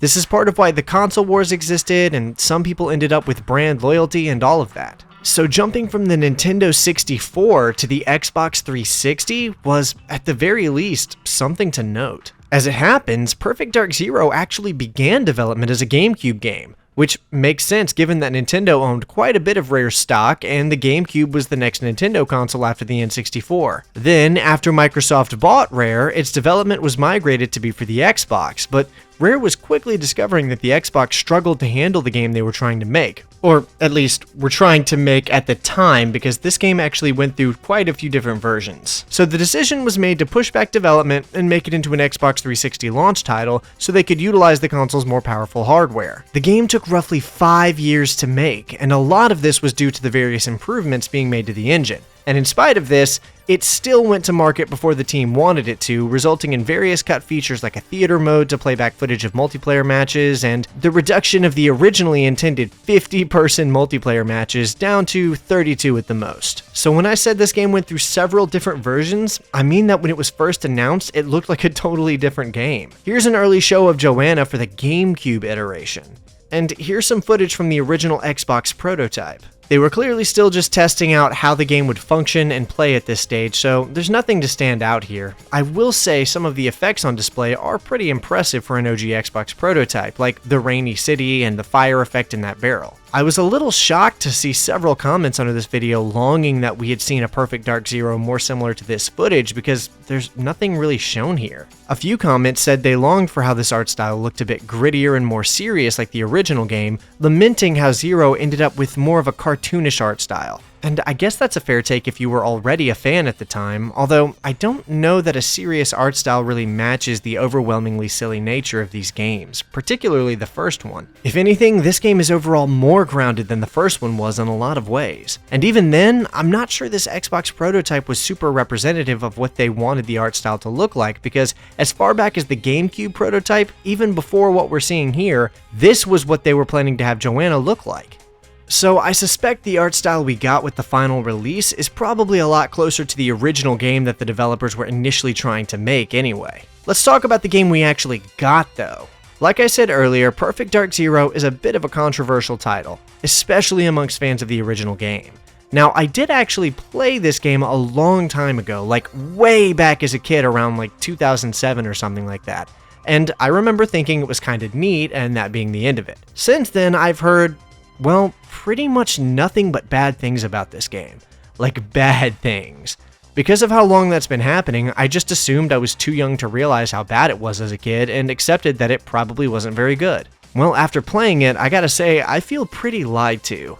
I've been told this game was awful for years by more than a few people, and after playing it for myself, I just did not come out of my experience with many negative things to say at all. There could be a number of reasons for this. Maybe I went in with super low expectations, which makes everything seem better than it actually is.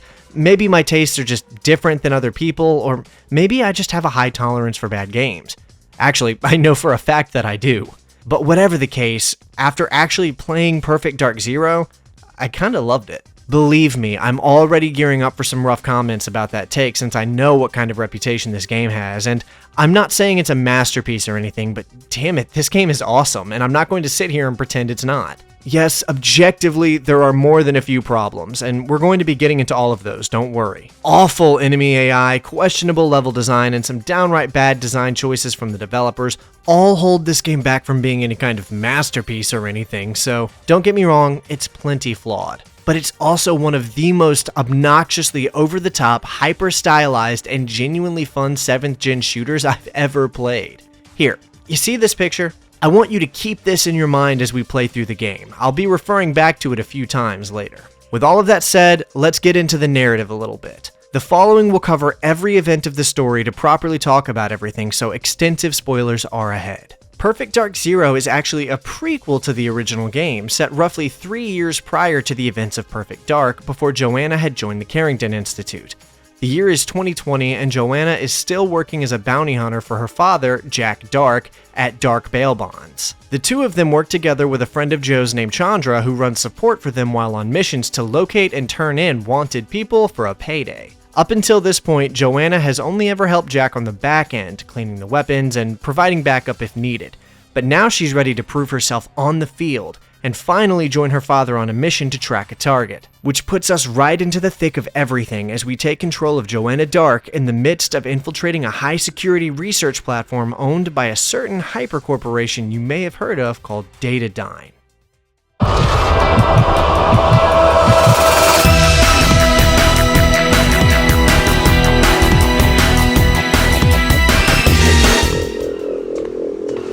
Watch yourself, Joe. You're on Datadyne property now. Our employer wants you to break in, undetected. Mega corporations don't take kindly to intruders. Security is tight. Cameras, laser tripwires. Nothing you can't deal with, but I'm on hand just in case. And we're in. This is a great introduction in my opinion. This first level acts as a tutorial for players to familiarize themselves with the new controls and mechanics they'll be expected to utilize throughout their playtime, and also to show off the graphical and technical improvements made from the previous game. We're seeing things like breakable boxes, much improved dynamic lighting, and one of my favorite new additions, a dodge roll. I feel like this move was divisive. I'm sure a lot of people thought it was useless or any number of other things, but I love this. The seamless pan between first and third person every time you roll, the fact that you can go in any direction, and also that it genuinely does help you avoid getting shot during combat, all feels great to play. We see a lot of things like this in modern shooters, but in 2005, I feel like you'd be hard-pressed to find one with comparable mechanics, and even then, it probably would not be integrated nearly as well. Another thing you'll notice is the cover system. Again, we have seamless camera transitions between first and third person, and this predates Gears of War by nearly a year, which is really cool. It's not like Gears of War invented jumping in and out of cover like this, but it certainly popularized it. I love the idea, and getting to see Joe hiding in cover does a lot for immersing us in this spy thriller in a more cinematic way, but unfortunately, this is one mechanic that just isn't implemented very well. I still used it a lot because I thought it was really cool and immersive, but it's often unresponsive and sometimes just straight up puts you in the wrong part of whatever cover you're trying to get into. I hate that it doesn't work very well because I like the idea in theory so much, but it really does feel pretty janky to try and use. Here we see the return of the Cam Spy, and it runs pretty much how it did in the first game, but now with an EMP charge to add an extra layer of gameplay to it. After self-destructing the Cam Spy to take out the central CPU, the local spider bots immediately start going crazy and attacking everyone, which gives us a chance to really start playing with the combat a bit more. And said combat flows pretty well too. It doesn't have that same dialed-in retro feel we got on the N64's Perfect Dark, but it does give us a very solid shooter experience that feels on par with a lot of the other shooters we'd go on to see on the 360 and other 7th gen FPS games. Not to mention, this all does look really great for a game released in 2005 as a launch title for the Xbox 360 and from a team of only around 25 people, which is notably a fraction of the team working on Halo 3 at the time. After fighting our way to the upper deck, Joanna relinks with her father, Jack Dark, as the two fight their way through a horde of Datadyne employees, including a series of jetpack enemies. They're really going for the futuristic elements here this time. Eventually, we make our way to the entrance where the shuttle is about to launch, running as fast as we can as bullets scatter all around us until finally... Simulation terminated. That was some trip! You did good, kid.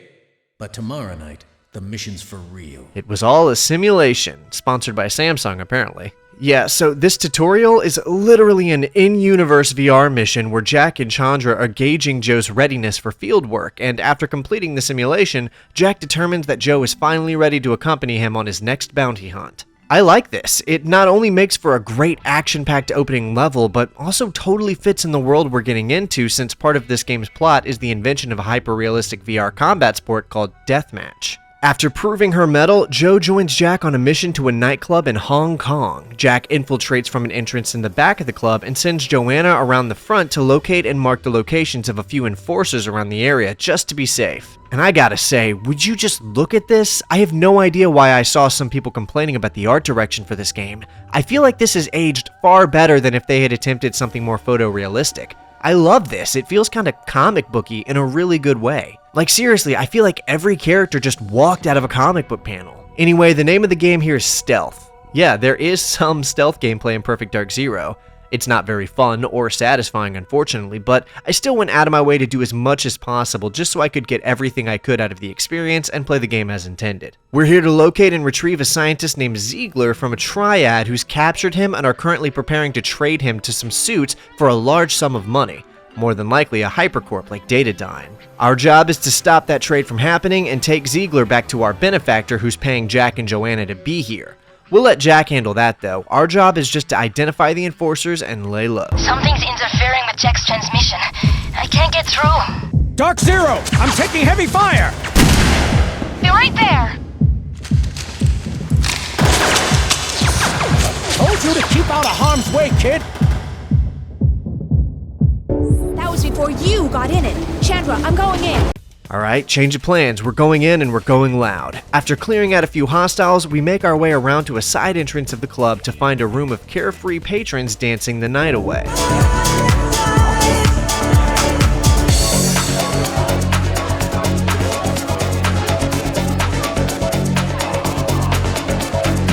I like this scene a lot actually. It feels very vibrant.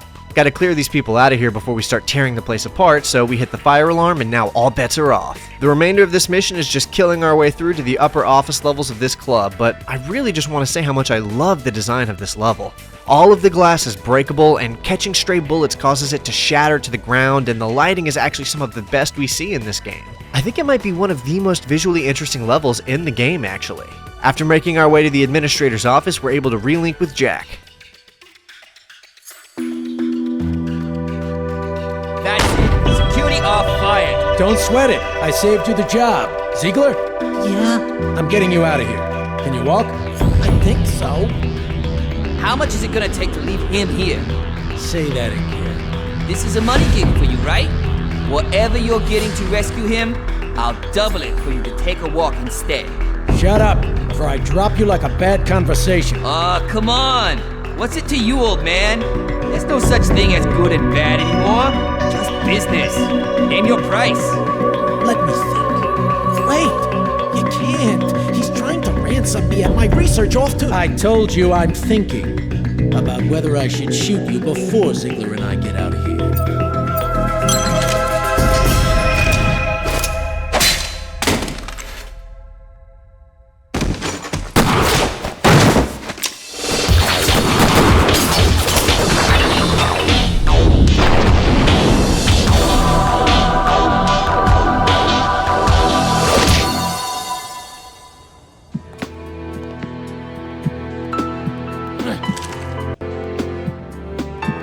You okay? Sure. I got a fractured shoulder, a mission in pieces, and I think he just busted my ego.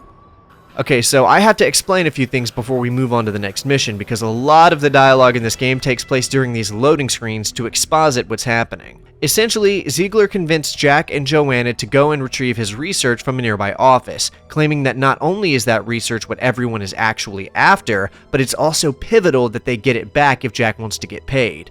Joanna assures Jack that she's up to the job, and he reluctantly agrees to let her go while he escorts Ziegler to safety. This is where our benefactor is revealed by Ziegler to be Daniel Carrington of the Carrington Institute, a name Jack seems frustrated to hear when Chandra confirms that is indeed who they're working for on this one.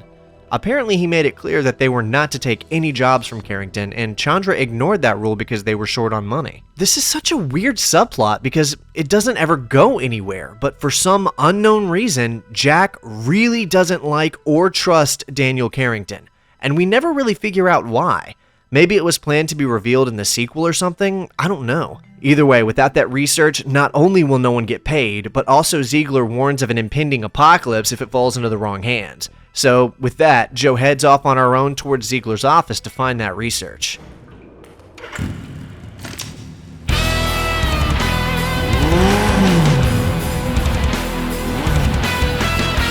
You're lost, little girl?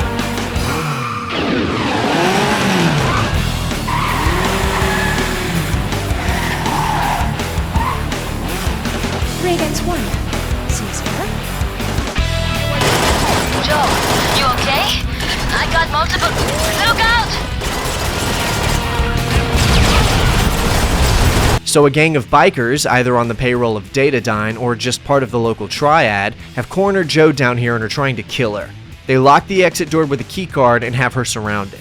This is a premeditated assassination attempt. This is such a cool set piece too. It feels like it's helping flesh out this corrupted dystopian future a little more with how everyone feels so unsafe and seedy. This mission is where I noted something that's actually pretty commonplace in this game, and that's the way a lot of levels have multiple paths to progress. Like, where there's an obvious path to dodge these cameras, knock this guy out, and make our way down that alley either stealthily or guns blazing. Alternatively, if you're looking, then you can find this vent hidden behind a box that lets you bypass the alley and head straight into a secluded area where we find an SMG. I love things like this, and these little hidden alternate routes are scattered throughout the game, so it almost feels like the level rewards exploration for players. I just have to say how fantastic these Hong Kong streets look too.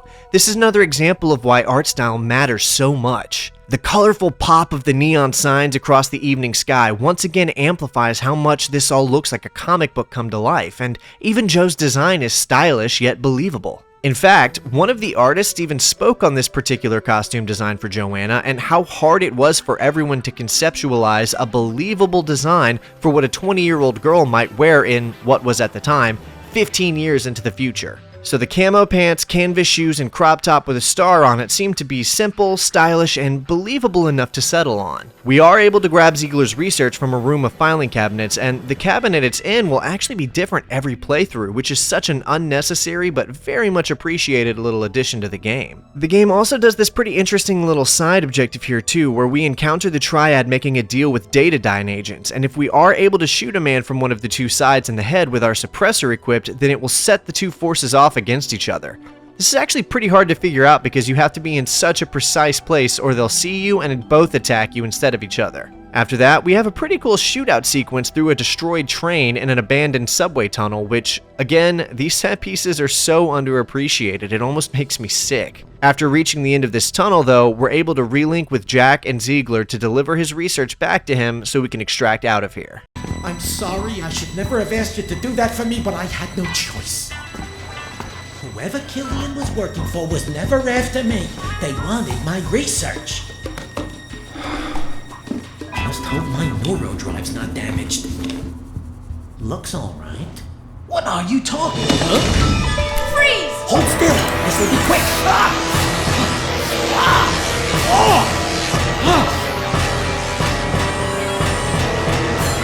It's done.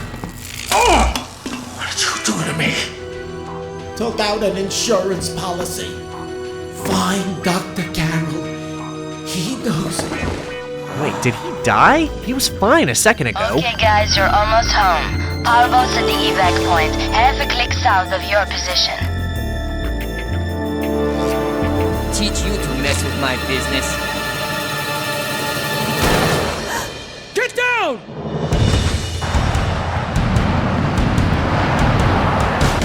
Boss? Dude, he works for you. That's totally uncalled for. Just ask him to move.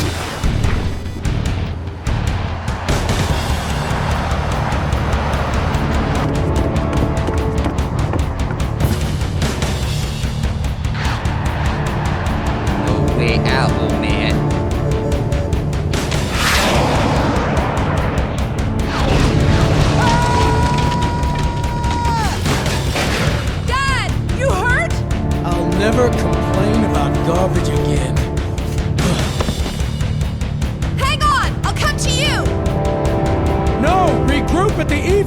like there's no other way. Jack's alive. Make sure he stays that way. Cover him from the roof. Man, this Killian guy doesn't know when to quit. We're split up from Jack now, but he's being pinned down by a series of triad enemies along with a few snipers on the rooftops we need to deal with as soon as possible.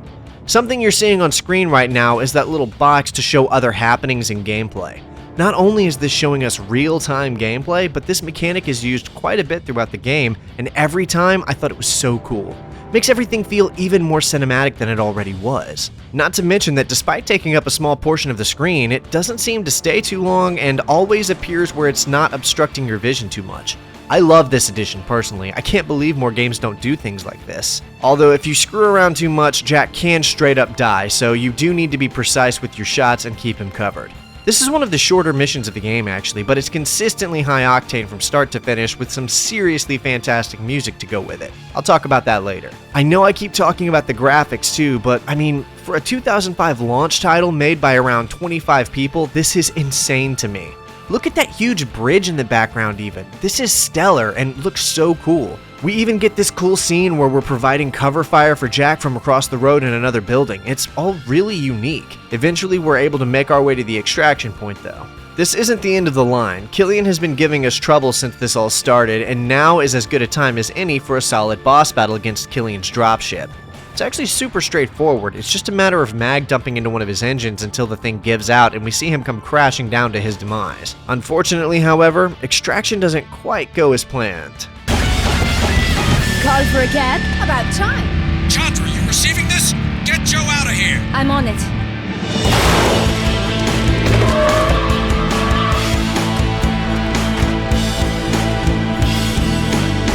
Master, we have secured the target. We're bringing him in.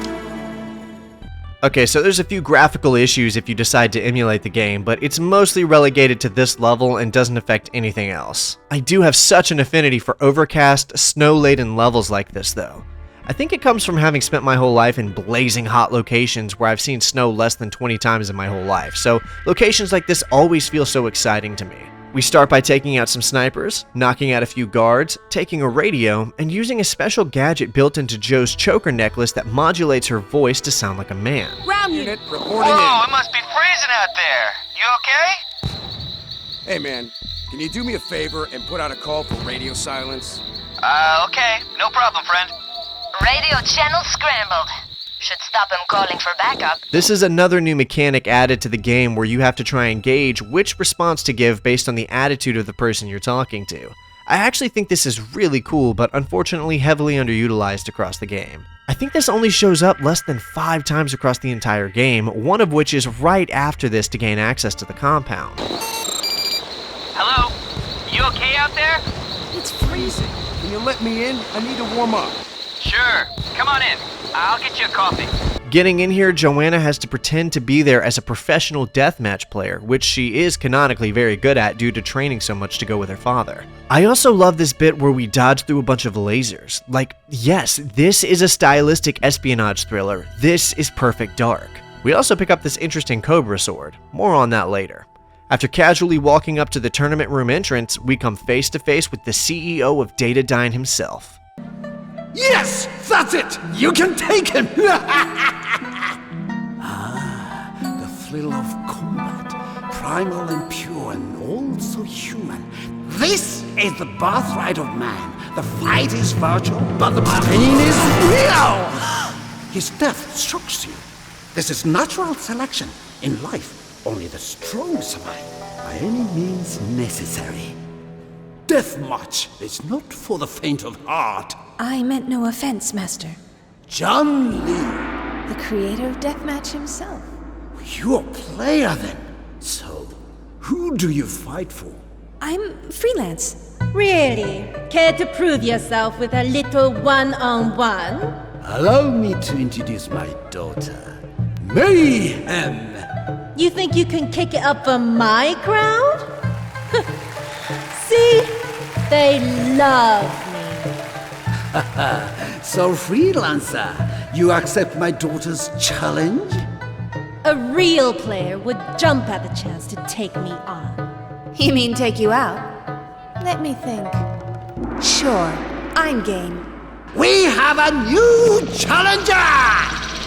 Our opponent, my own flesh and blood, the undefeated Mayhem!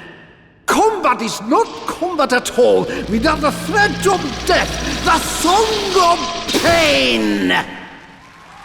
Tonight, you fight for your life. Man, this game is so stupid sometimes. So now we're in a canonical deathmatch against the daughter of Datadyne's CEO, and it actually just plays like a real multiplayer match. This woman's name is Mayhem.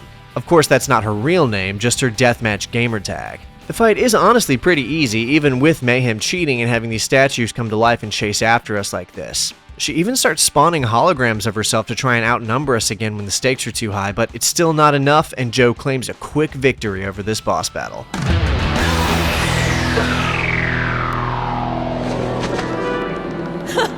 You are lucky. Cross me again, and your victory will not be won so easily. Get med support down here, now! Help is on the way, my daughter.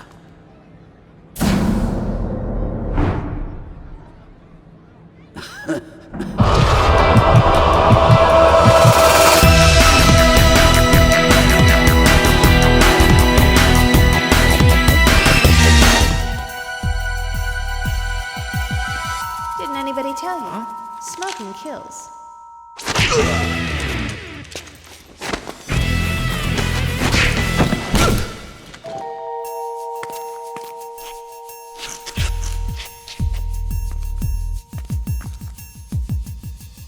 Welcome to the research lab underneath Zhang Li's headquarters. This is where they're keeping Jack held captive, and so we're going to have to get through here to find out where they're keeping him and break him free. This is another level that really has that kind of completed level design polish that we don't see much anymore, and in the form of Rare's iconic sense of humor through the loudspeaker announcements.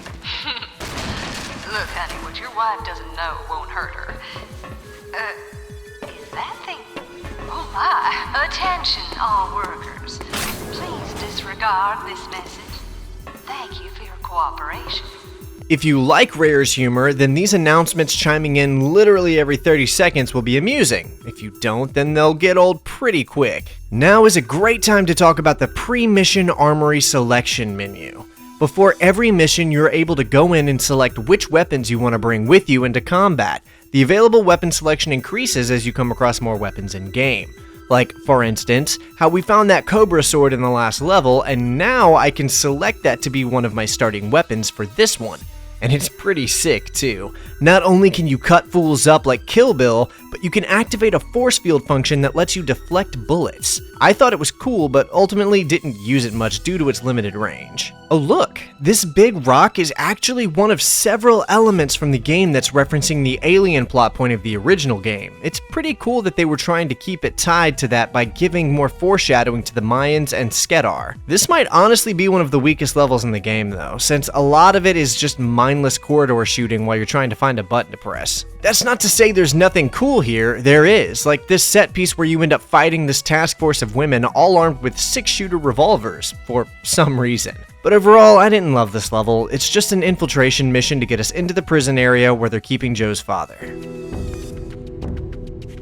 What did they do to you? You should never have come after me, kid. 2 weapons left. Ground, 10 degrees south, 76 degrees west. Alphias Mongole, Ozymandias. What? It's all in the glyphs. It's all in the glyphs, Joe. Whoa, you okay there, friend? It's gonna be okay.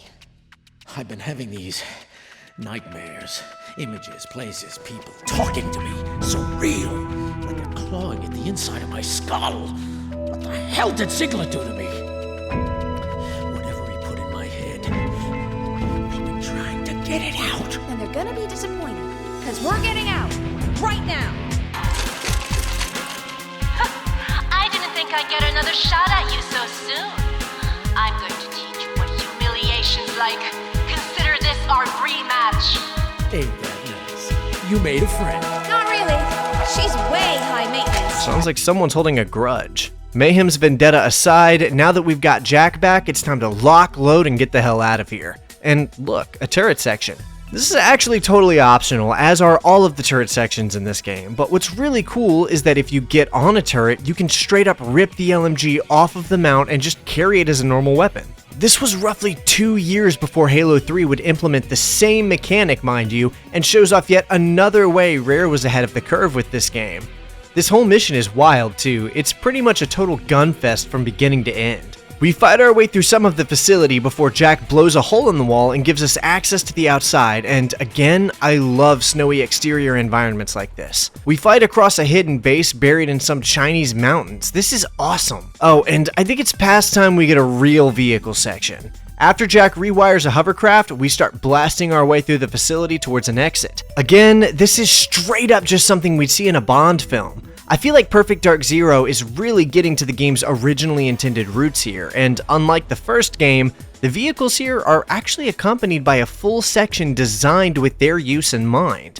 In the first game, we got the chance to play around on a hoverbike once or twice, but it always felt kinda tacked on. This time around, it's a full part of the level, and I had fun with it. The hovercraft looks cool in design, feels fun to play, and I think the biggest problem here is that this is the only level in the game we actually get to use it. All of that said, there are a few flaws here, notably that this whole section lasts only a few minutes, and that the AI for Jack Dark is not a very good aim. It's pretty clear that a lot of this game was designed with co-op in mind. More on that later. We do manage to make it to the landing pad where Joe and Jack are just a few yards from freedom. We only want what Ziegler put in your head. Once we have it, you're free to go. You believe her? She might be more convincing without the explosions. I'm sorry, kid. I knew what I was signing up for. I don't mean this. I mean this!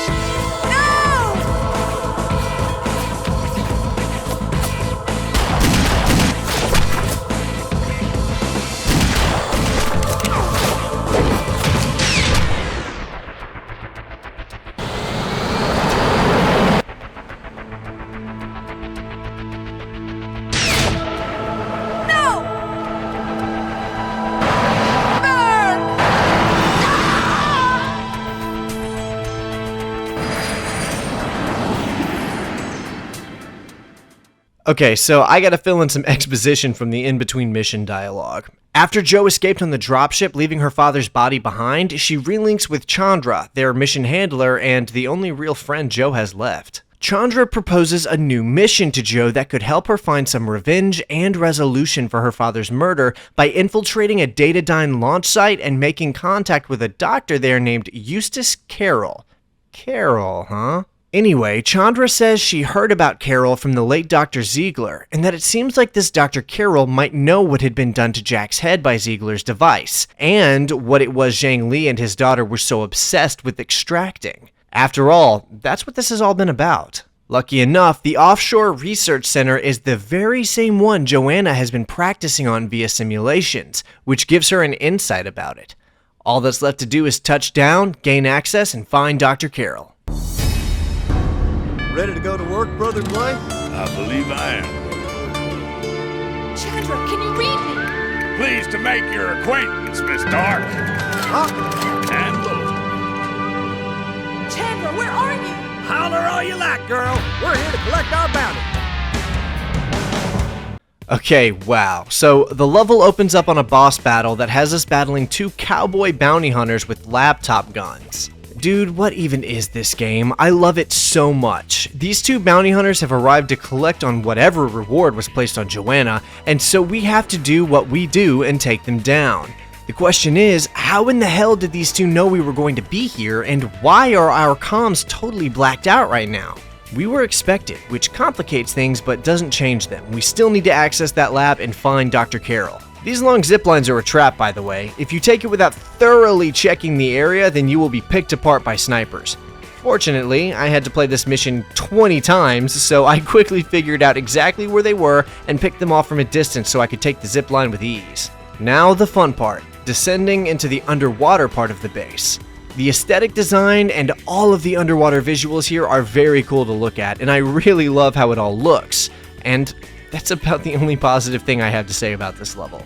Yeah, I don't know what it is, but something about how this level is designed is very unintuitive, and the fact that most of the scientists are running around with tranq pistols which blur your vision and sway your weapon everywhere just makes everything even more frustrating. Even blasting through these corridors with akimbo Uzis wasn't enough to make this fun, and that's saying something. For the various detractors of this game, I'll admit that yes, this level was kind of a slog to get through. On the way to find Dr. Carroll, I was expecting a reveal or an implication that the sapient AI of the same name from the first game would be developed or worked on by this human Dr. Carroll, but no. I even looked it up to see if there was a lore connection, but it seems like the only commonality between them is the name Carroll. So this was either a thread the developers were planning to do something with later, a remnant of a plot point they abandoned, or nothing more than a little callback. Whatever it was supposed to be, things definitely take a turn when we finally find Dr. Carroll.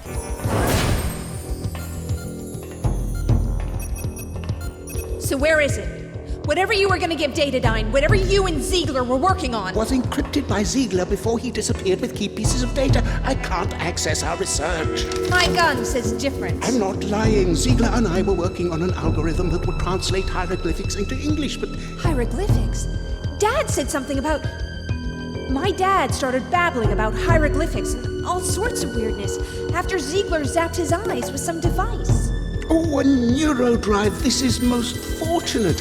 If Ziegler uploaded his research to your father's memory and your father spoke to you, your subconscious might contain the memory of the key to unlocking Ziegler's encryption. What? Hold still. This won't take a second. Yes, I believe this will work.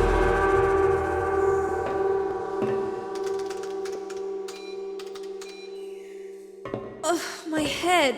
Disorientation and slight memory loss are normal side effects. Yeah, but she's got bigger problems. Chandra! Come on, Joe, you're a smart girl. You convinced me to come here. See, I knew you had it in you. But why? Why does anybody do what they do? They don't do it for free. Master Lee, you've been listening? Yes, Missy Carr. Good work. The glyph translator is complete. It always was, sir. It was just a equipment. Your services are no longer required, Doctor. Chandra! I'm sorry, Joanna.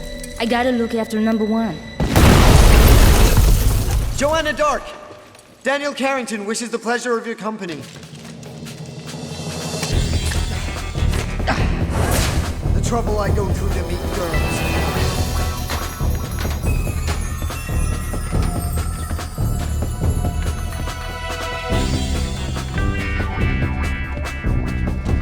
I can't leave without Ziegler's program. Come on, forward this way.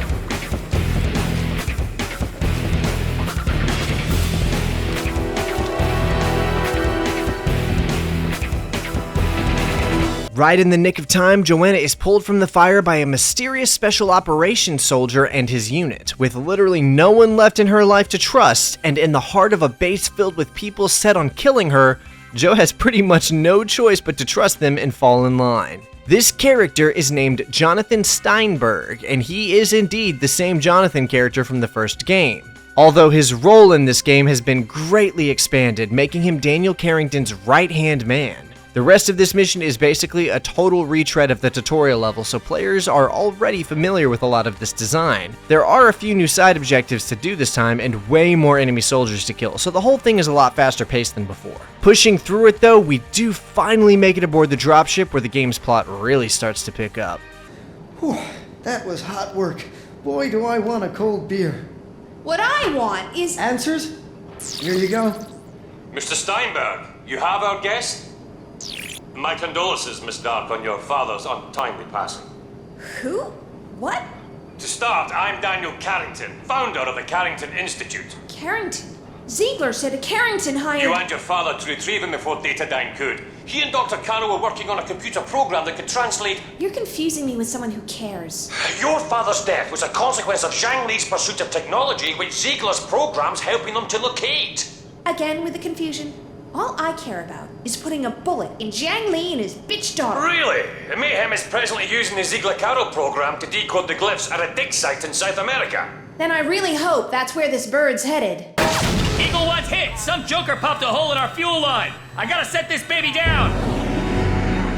Your flybys get Datadyne's attention, Joanna. The whole jungle will be coming down on top of you. Grab yourself some kit and get suited up. Already on it. It's a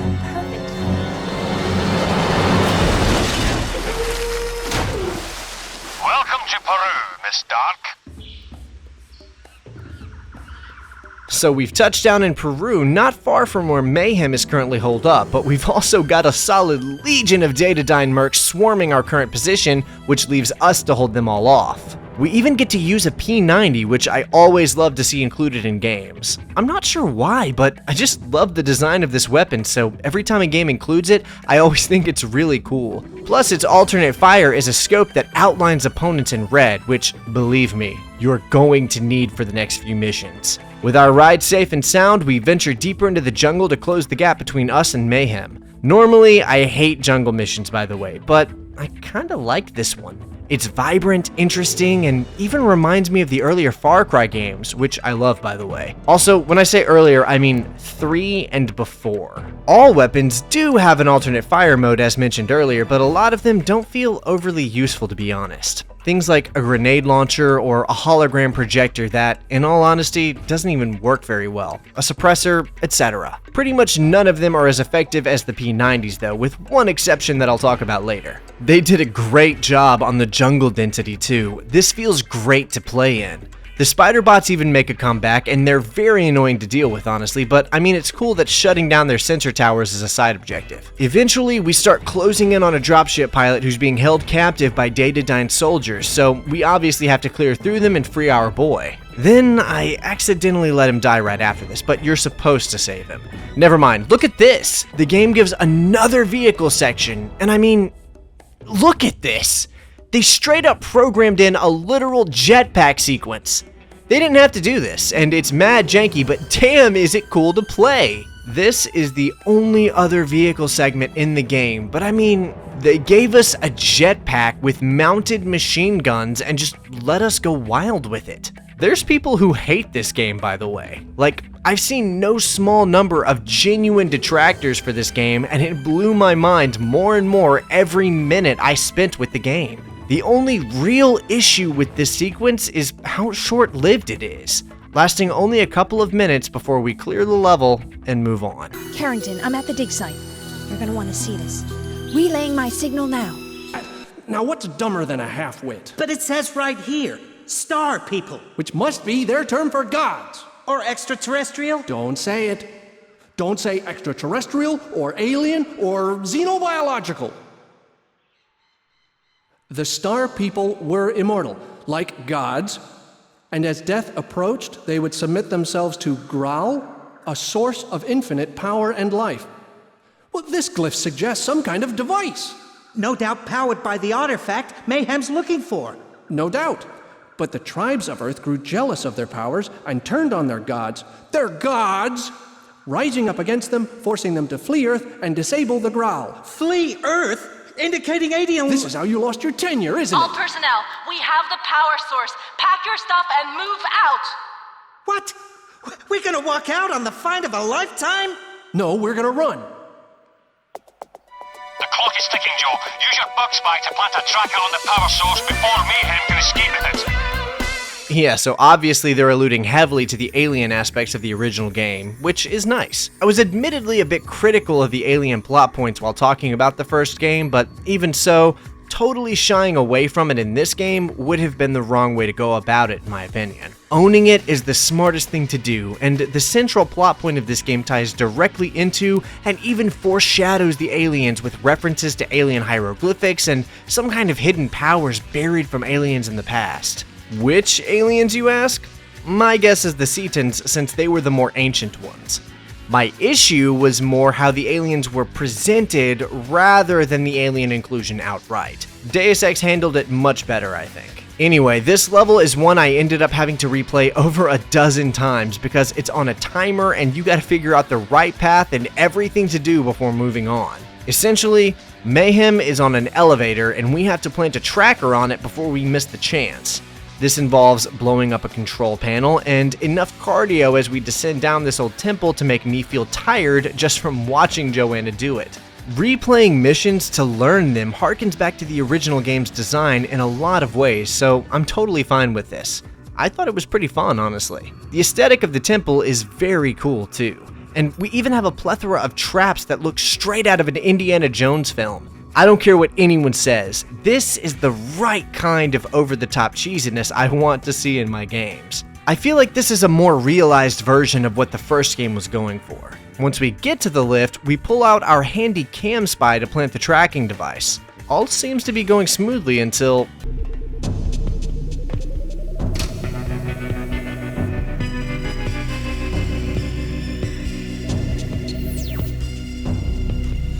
Phantoms! Yes, mistress. We have an intruder. Find whoever's flying this thing and crush them. 10 forward.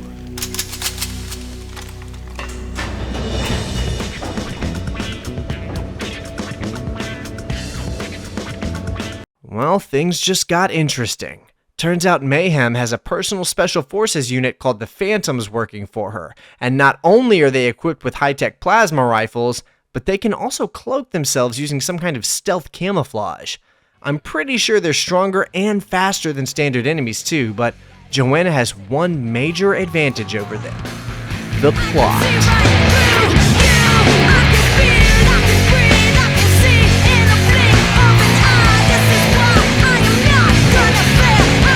Joanna, you're alive! Don't sound so surprised. Actually, I'm impressed. Mayhem's got Jonathan and the power source. Then stay clear. Energy cannot be created or destroyed. If the Graal is a mechanism for increasing power and life force, that energy has to come from somewhere. I don't want you at ground zero when that happens. Hey, what's life without a little excitement? I'm serious, Joanna. Later. I've got a plane to catch. Okay, so more mission briefing exposition to cover. Essentially, Carrington has tracked Datadyne's forces, all culminating at one point on the African coast. Mayhem is heading there right now, and Joanna is right behind her, stowing away on one of her dropship's landing gear. Turns out Jonathan and his strike team were captured by Mayhem's Datadyne forces and are being held hostage on the ship flying right next to the one Joanna was hanging on to as they flew from Peru to Africa. That's some dedication. All of this is over something called the Graal, an ancient, presumably alien artifact that Zhang Li believes will grant him not only immortality, but also the power to absorb the life force of other human beings, thereby granting him immense power. So with that said, Joanna drops in on the roof to avoid being spotted so she can find Jonathan and his team and start moving to stop Zhang Li from getting his hands on the Graal. The plasma rifle makes playing through this level pretty effortless in a few ways. Not only can we use its alternative fire to turn invisible for a brief period of time, but its blasts are like a 1 or 2 hit kill, and it self-recharges so we don't need to worry about running out of ammo. We're able to utilize the stealth camouflage feature of our fancy new plasma rifle to rescue Jonathan and fight alongside his strike force through this African town that seems to have been completely occupied by Datadyne mercenaries. Seriously, we don't see a single civilian across the whole city. It's a ghost town. I'm wagering Zhang Li used Datadyne's extensive financial resources to straight up vacate the entire city because of its proximity to the Graal's suspected location. I do like this mission a lot though. Having firefights in the city streets like this alongside a unit of allied operatives is a special kind of cinematic that Perfect Dark really doesn't give us outside of this one mission. I mean, as a series, not just this game. This is a particularly climactic mission. After fighting their way to Mayhem's position, Joanna finally has her chance at revenge for what happened to her father back in China.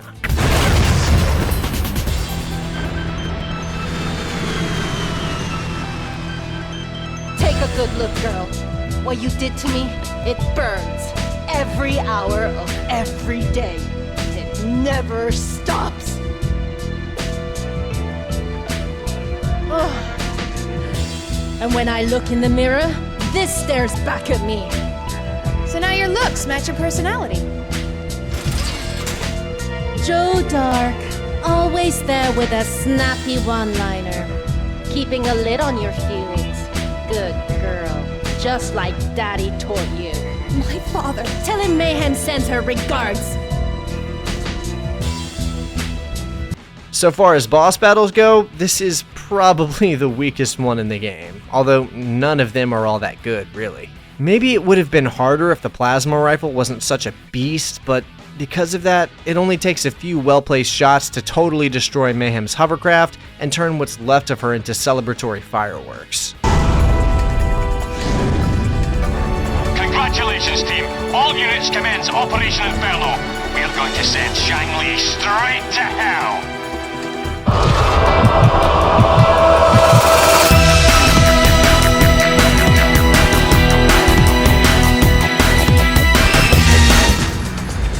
Looks like they started without us!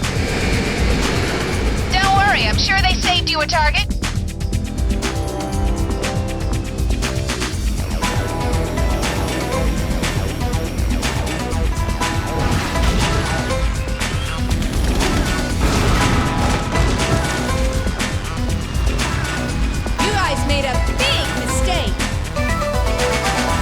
Well, Datadyne has certainly rolled out the red carpet for their signature Carrington Institute warm welcome. Making our way to the entrance of an ancient temple, we get to have a huge firefight among the ruins of the courtyard, and it's pretty cool actually. This is where the cover and dodge mechanics really shine in my opinion. Since we have a team that can kind of take some of the aggro off of us, it makes taking the enemy snipers out from a distance and staying in cover quite a bit easier. Not to mention that dodge rolling from cover to cover is fairly satisfying. You know, I don't really mind cover mechanics when the whole game doesn't require staying in cover to complete it. It might not look it, but both this and the mission that follows are pretty challenging to complete. There's a pretty big collection of enemies to reckon with. It's easy to accidentally take a lot of damage at once and end up dying. Once we make it through the temple though, we finally make it to the outpost where Carrington and his men have taken over and set up shop, and Joanna finally meets the enigmatic Daniel Carrington face to face. Carrington tells Joe that their forces are being held down by mortar rounds and can't cross the bridge to confront Shang-Li, and so Carrington asks Joe to take out those mortars to even the playing field. You technically can just kill your way across the bridge here, but it's very difficult. The real move is to grab the rocket launcher from downstairs and destroy the mortars from here before you try crossing the bridge at all. Once the mortars are down, Carrington's mercs will start storming the bridge in full force, which allows Joanna to climb up the bridge and take a zipline down straight behind enemy lines. Before doing this, however, it's pretty much necessary to thin out their numbers because otherwise they will just kill you while you're on the zipline. Once you're in their base, it's a matter of taking out everyone standing between you and Shang-Li. Carrington's men can clean up everyone else. Getting to Li is our #1 priority. Although it's easier said than done, there's another Phantom unit in here with stealth camouflage and plasma rifles. And they will kill you very easily if you're not quick. I died several times here. The real trick is to just grab a plasma rifle from a dead Phantom and stay invisible long enough to bypass so we can get to Li before he gets his hands on the Grawl. Also, this feels more canonical anyway, to be honest, and doing so we're able to sneak through the base and into the heart of this mountain. Carrington? I think we're too late.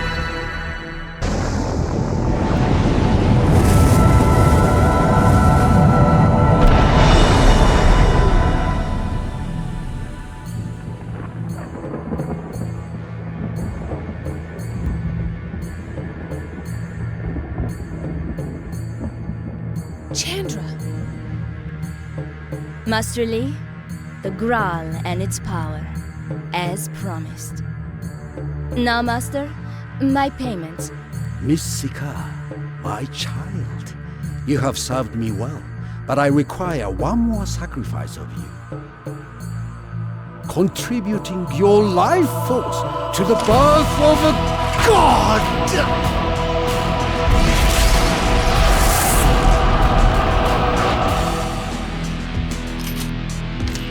Shang-Li! This ends here. You're working with the Institute now? Carrington was right. You can't control the Grawl. Watch me.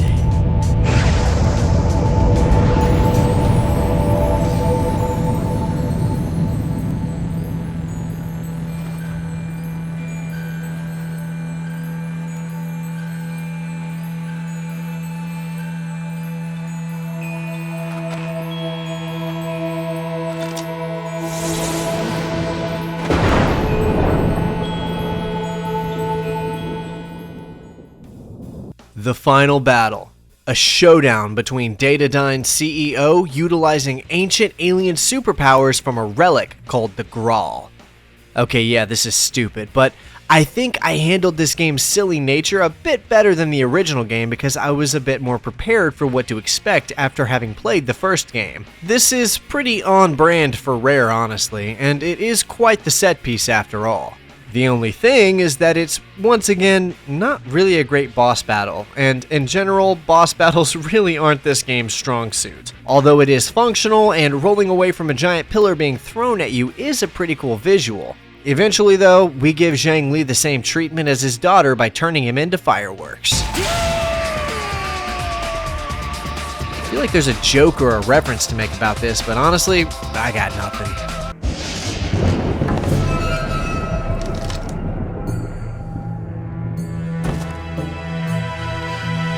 Let me live. Sorry. No, not like this. All I wanted, all I've done, I did it so I could live. I have built an empire. I have become a god. But empires crumble. And the statues of our gods become dust. We're just shadows passing in the night.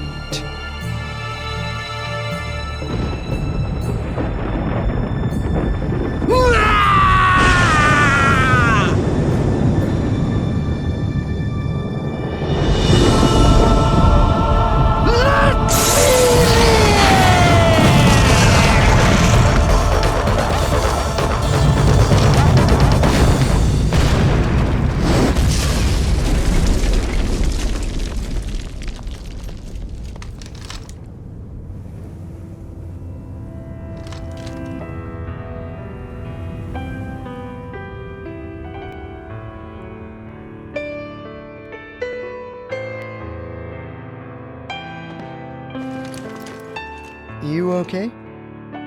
I could use an aspirin. So, boss, how'd I do? Perfect. Oh, I get it!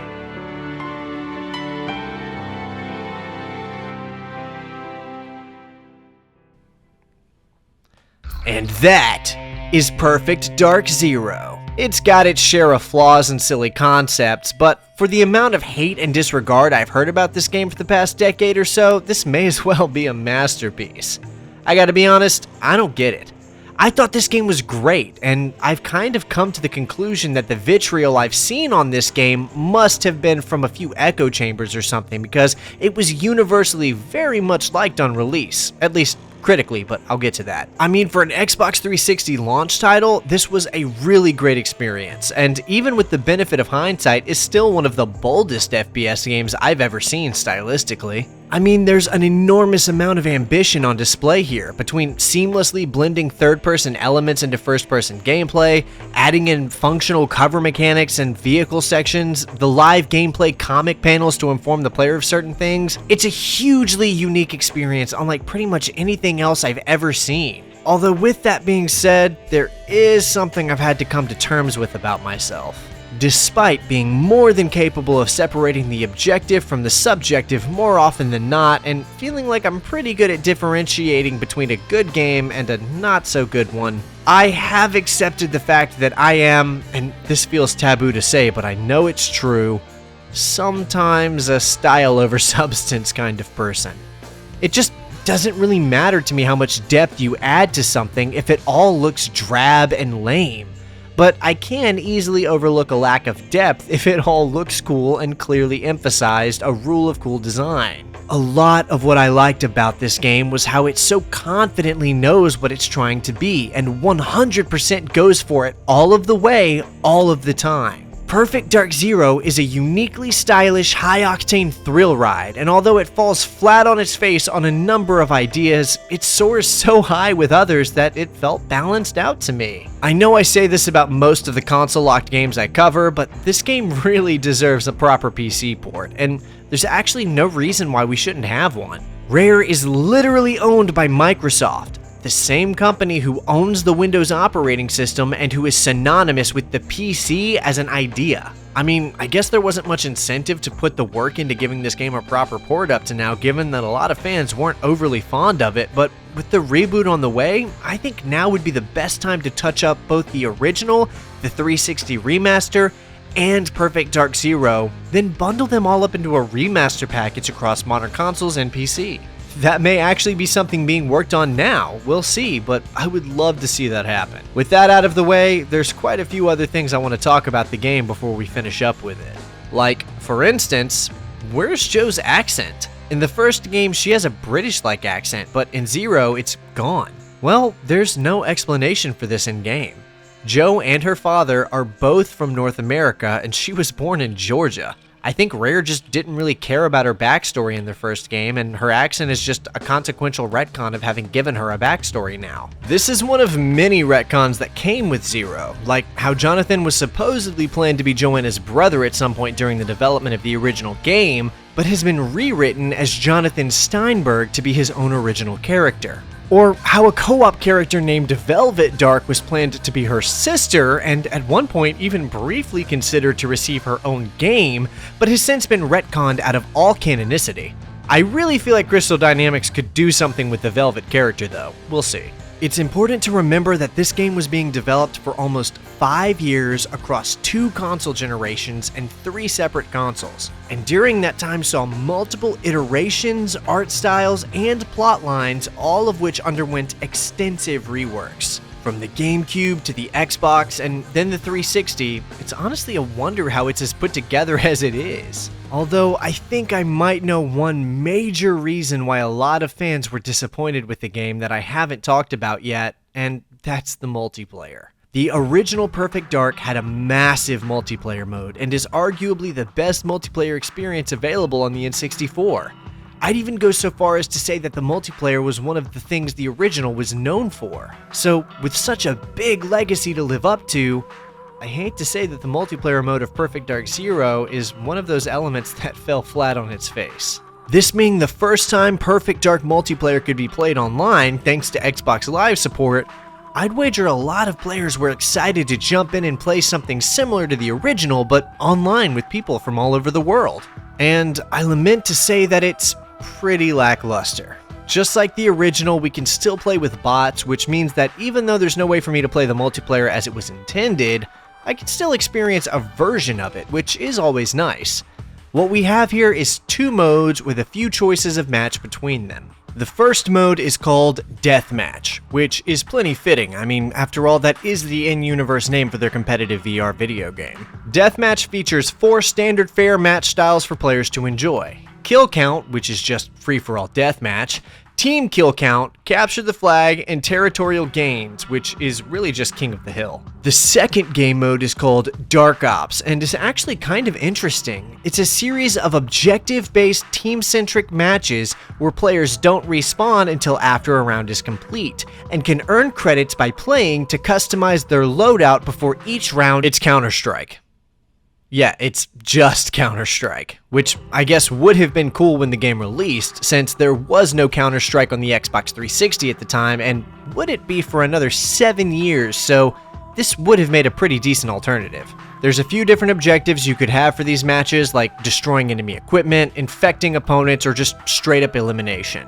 These modes and offerings are fine, but the real issue is that for some reason, the way this game plays doesn't feel conducive to multiplayer. I don't know why, but when I was playing it, I was noticing that although the game's slower paced movement felt good for the single player, it feels sluggish and floaty in multiplayer. When you compare the fast-paced movement of the first game's multiplayer to this one, it's easy to see why more than a few people may have been disappointed. And on top of that, the game only launched with 6 multiplayer maps, which is a far cry from the 16 multiplayer maps of the original. Now, there were 2 additional multiplayer map packs released as DLC later in the game's life cycle, the first of which launched in July of 2006 and featured 4 extra maps to play on, and the second of which launched in November of the same year, but this one only coming with 2 maps, although they were remakes of classic arenas from GoldenEye on the N64. Even then, there is a shocking absence of playable multiplayer characters this time, with the game only letting players choose between one of 6 character models to represent them during gameplay. This, also, is a far cry from the original game, which offered up an enormous selection of character models, letting you play as nearly any character that even had a model at all. The decision to restrict players to choosing between Joanna, Mayhem, Jonathan, Jack Dark, Chandra, or Killian makes no sense to me other than it having to be a deadline decision.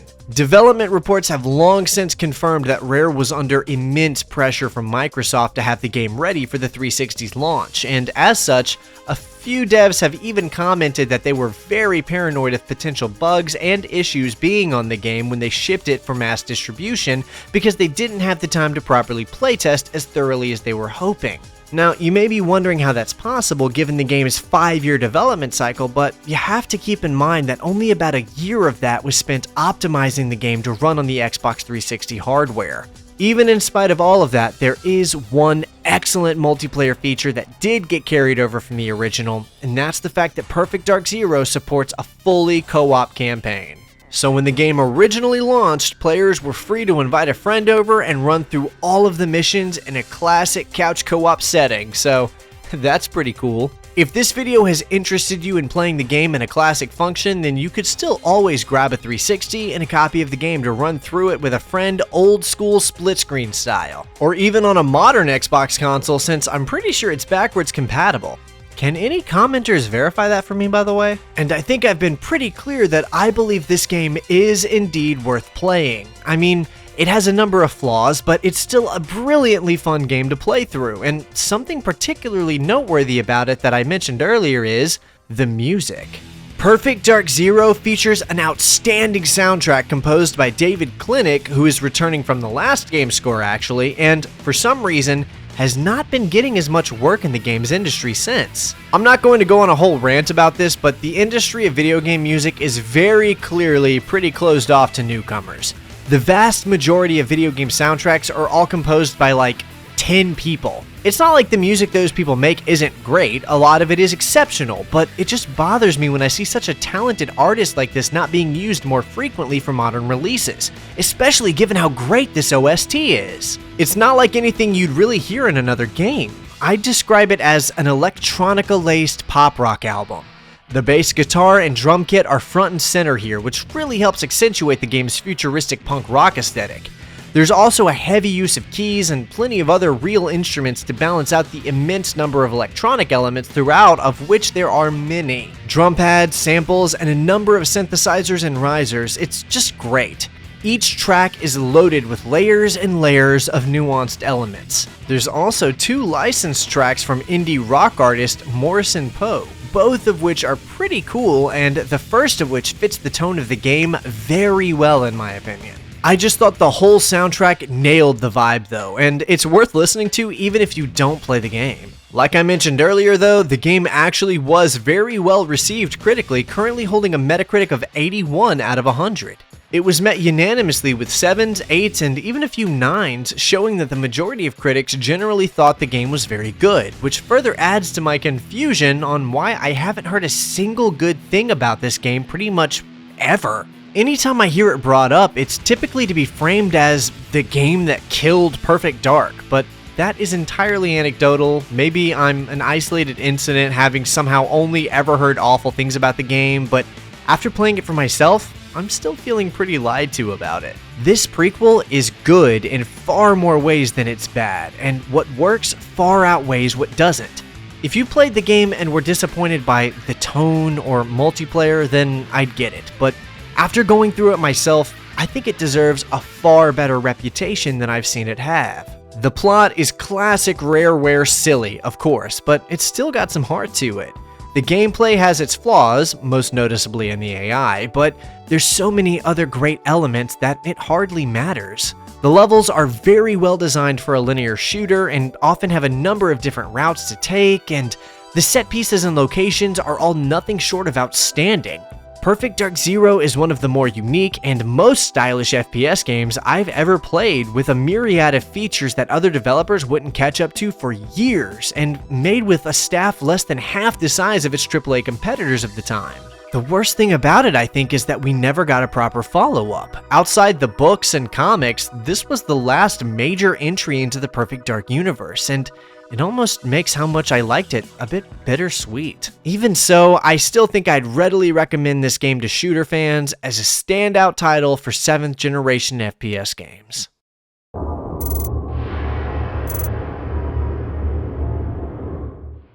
Most people tend to think of the Perfect Dark series as a simple duology of games that was relatively popular respective to their release dates. But the truth is that there's actually a lot more to the Perfect Dark name than just those two games. Now, although the Perfect Dark franchise isn't huge by any means, there is a bit of additional media for us to go over. For those of you excited to learn about all of the nuances within the Perfect Dark universe that you may have missed out on, I'm here to break it all down for you, starting with the Perfect Dark spin-off game, Perfect Dark for the Game Boy Color. Released in the US on August 28th in the year 2000, just a few short months after the first game hit the market, Perfect Dark for the Game Boy Color was both developed and published in-house by Rare themselves. Although it shares its name with its N64 counterpart, this Game Boy Color iteration actually serves as a prequel to the events of the first game rather than an attempt at an adaptation, which is a far cooler idea in my opinion. It was developed alongside Rare's Game Boy Color port of Donkey Kong Country, and Rare was really trying to make it both technologically impressive and as unique as possible.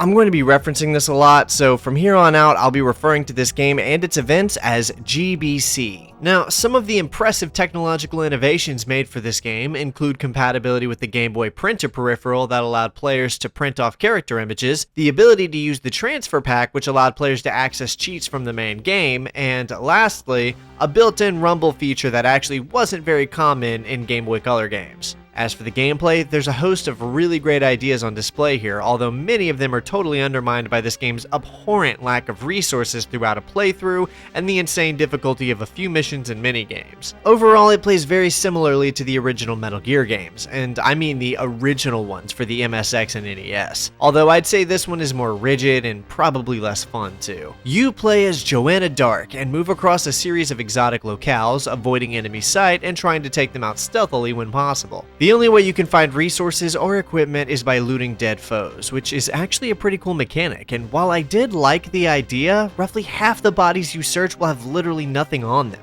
And with health and ammunition being so hard to come by, it makes looting so many enemies feel like you're wasting your time more often than not. The progression is pretty simple overall. The first level has us going through a very lengthy tutorial level that acts as Joanna's final test before being initiated as an agent of the Carrington Institute. Upon completing her training, Joanna is then sent on her first real mission to the South American jungle, where she's told to locate and destroy a cyborg manufacturing facility. A large portion of the game takes place here as we make our way through the jungle and eventually find the facility.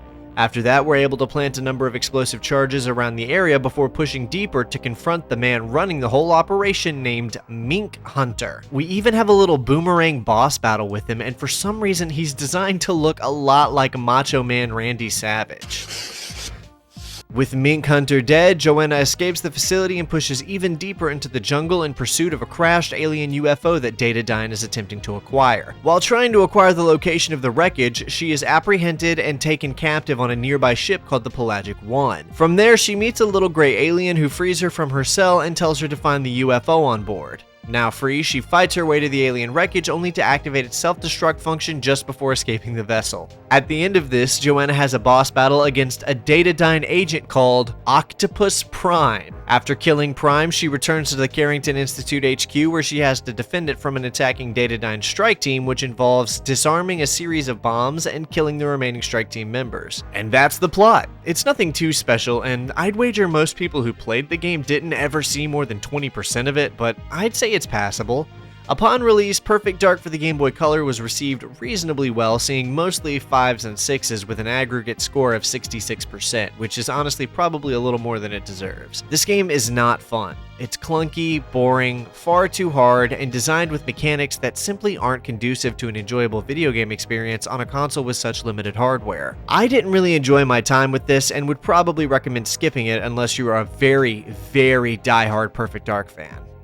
Now, the GBC game may be the only other real Perfect Dark game to exist outside of the original two, not counting the reboot or the remaster. But there were a couple of Perfect Dark games being conceptualized and even worked on to a small degree that just never saw an official release. One of which was a spin-off game called Velvet Dark. Now, we know very little about the details of this game and its development other than some rumors and a few tweets from developers. What we do know is that Velvet Dark, who was being referred to as Joanna Dark's sister, would have been the spin-off's protagonist. We also have a leaked render of Velvet's character design, and by looking at it, I'd wager it was being considered for the Nintendo GameCube. Although Rare's creative director suggested he thought they were considering it for the N64 if he remembered right when asked. I find that a little hard to believe given even with a 2-year dev cycle, that would have put Velvet Dark releasing on the N64 in late 2002. That's not the only Perfect Dark game we never saw though. There were actually 2 more that even saw extensive development called Perfect Dark Core and Perfect Dark Vengeance. These titles were being planned as a 2-part back-to-back duology that took place after the events of the original Perfect Dark and took the game even further into its sci-fi leaning, even sending Joanna back to space to fight on another planet again. Project lead Chris Seavor wanted this game to be far darker and more serious, with Joanna's character having been worn down of her carefree tendencies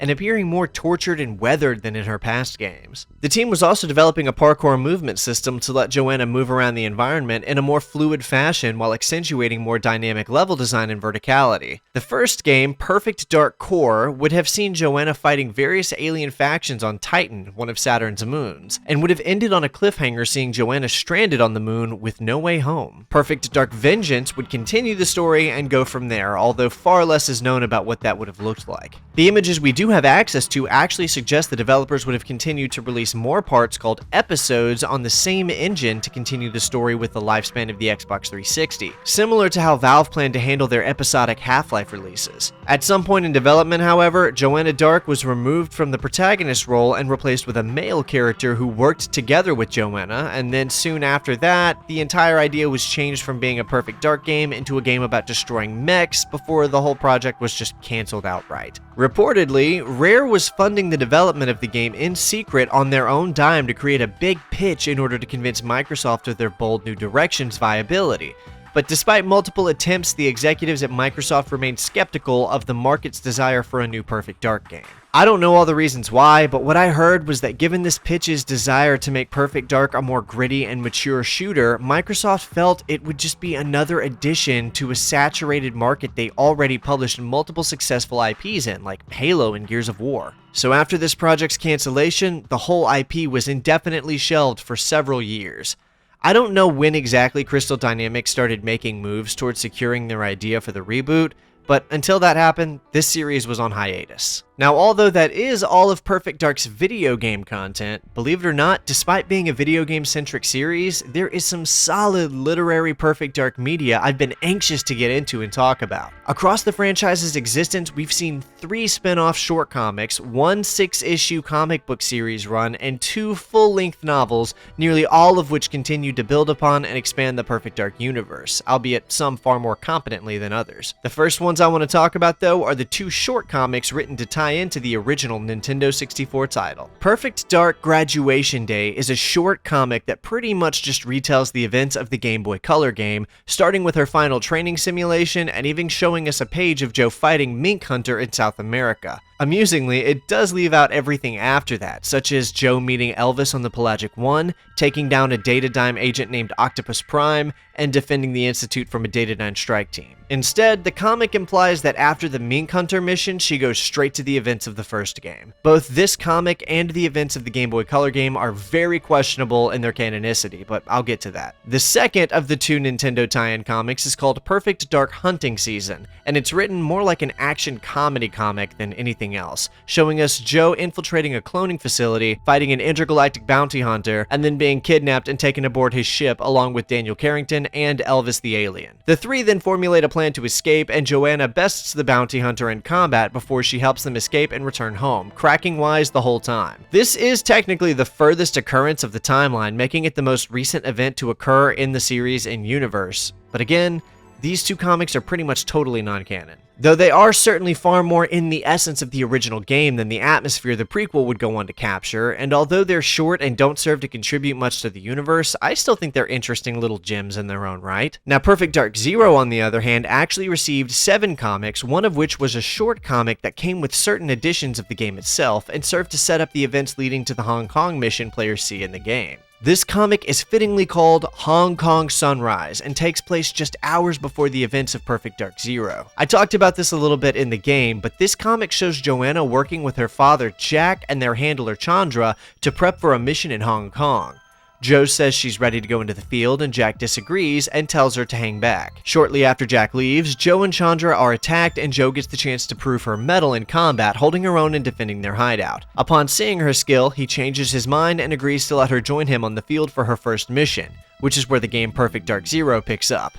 It's a very short read, but I think it makes for a nice little prelude story. The real meat of this franchise's storytelling is in this final trilogy of stories. The last 3 Perfect Dark products left to talk about are the 2 novels and the 6-issue comic book run called Janice's Tears. These 3 stories are technically independent of each other, but reference the other repeatedly, meaning I would absolutely recommend anyone who's interested in this series not just read the books or the comics, but all 3, and in the right sequential order, starting with book 1, then the 6 comics, and ending with book 2, which makes it so much better and is how I did it. But since I've been talking about comics already, how about I talk about those first and we'll cover the books last. Janice's Tears takes place only a few months after the events of the first novel and even depicts several of the events from Initial Vector in its comic pages while Joanna recalls what she went through, which was really cool to see after listening to the audiobook. The series follows Joanna as she heads to Los Angeles to try and root out a mole in the Carrington Institute's LA offices. Throughout these comics, Jo has to uncover a conspiracy from within not just the Carrington Institute, but other corporations all at each other's throats, all while a stemmed up mercenary is trying to kill her. This is probably the best Perfect Dark product available, to be honest. The writing is significantly more compelling than anything we ever saw from the games, and Joanna's arc here is really interesting to read. The visual art is spectacular, and we see Joanna deal with some demons in herself as she struggles to reckon not only with the realities of how harsh the world is,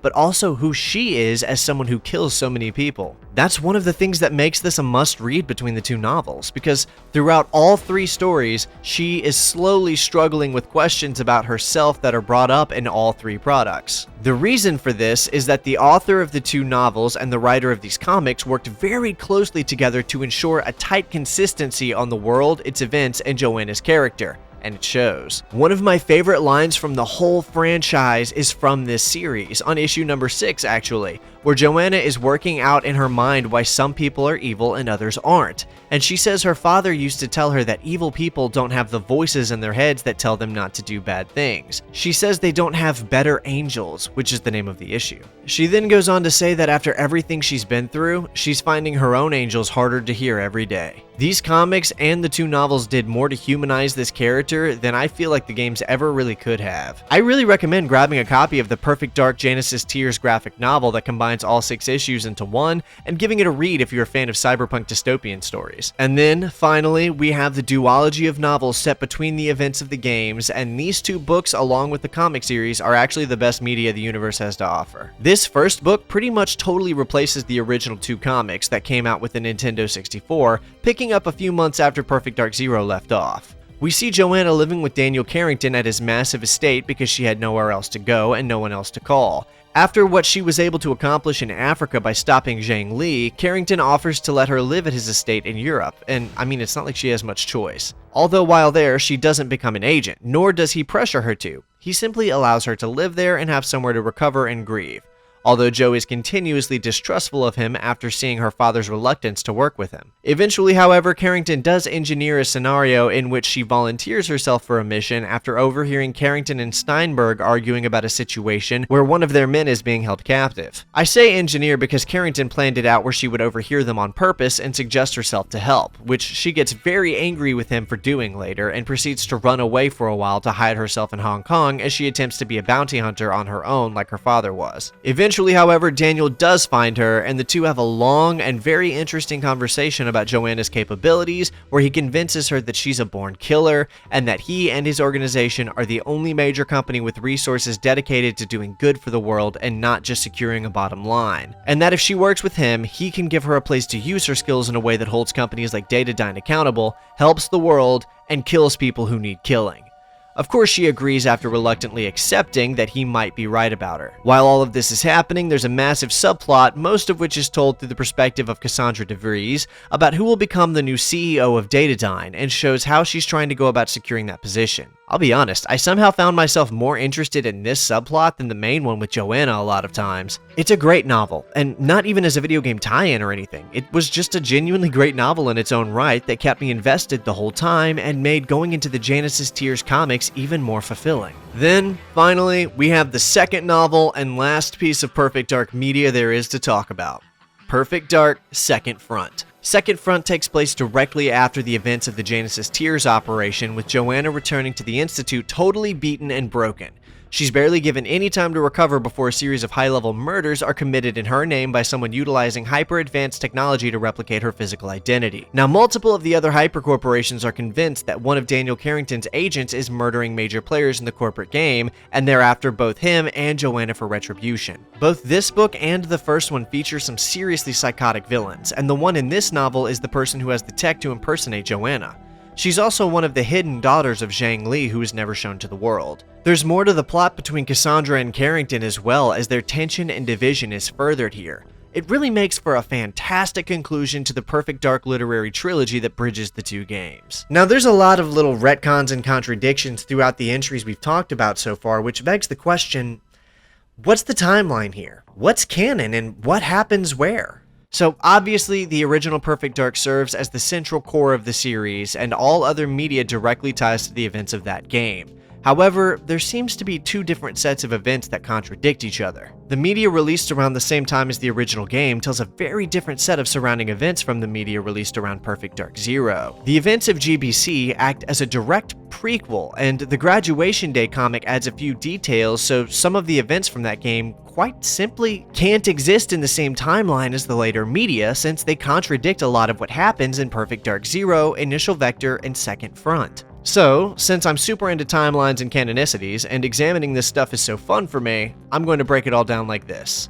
The way I see it is that there's two different timelines here. The Nintendo timeline and what I'm going to be calling the Zero timeline. The Nintendo timeline begins with the events seen in the Graduation Day comic and the Game Boy Color game, which intercept each other, where Joanna joined the Institute of her own accord, trained for years to become certified as an agent before ever going on a real mission, went to South America to tackle Mink Hunter and destroy his facility as her first operation, and then took on Octopus Prime and destroying the Pelagic One, where she meets a Mayan for the first time. Then, of course, she has to defend the Institute from a Datadyne task force right after that, and then following a brief vacation, we're shown that she immediately sets off to the events from the first game. The Nintendo timeline then ends with the Hunting Season comic taking place 1 year after the events of Perfect Dark, where she, Daniel, and Elvis are all abducted by the alien bounty hunter, Griffbo. So you've got Graduation Day, Game Boy Color, Perfect Dark, Hunting Season. There's various reasons why most of these can't exist in the Zero timeline, but the most egregious is that in the Nintendo timeline, it is repeatedly stated that her South American infiltration of Mink Hunter's facility was her first live op as a Carrington agent, and it takes place directly before the events of the first game. And even if you push hard and say maybe they just don't count her work in Sudan and Africa since she wasn't technically a Carrington agent yet, it still totally contradicts both novels where she goes on multiple field ops and does not have anything resembling the training from the Graduation Day comic. No, regardless of what the wiki says, these simply cannot all be canon. Which, I mean, I doubt Rare or Greg Rucka referenced these two comics at all when developing for Perfect Dark Zero, and it really seems like Rare themselves were ignoring their own events from GBC. So to recap, the Nintendo timeline starts with the events of Graduation Day in GBC, then merges into Perfect Dark, and skips ahead 1 year to the events of Hunting Season. 2 games and 2 tie-in comics, or rather, a comic prologue, 2 games, and a comic epilogue. I kinda like this. It's a simple and short take on the series, and a totally fair way to enjoy the series in a way that totally maintains the lighthearted, silly nature it was originally intended to have from beginning to end. Now, however, we have to talk about the Zero timeline. The timeline begins with yet another comic, Hong Kong Sunrise, setting up the events of the game Perfect Dark Zero. Like we talked about earlier, this is a very short comic strip that just sets up for the dynamic between Joe, her father Jack, and their partner Chandra as they hunt bounties for money.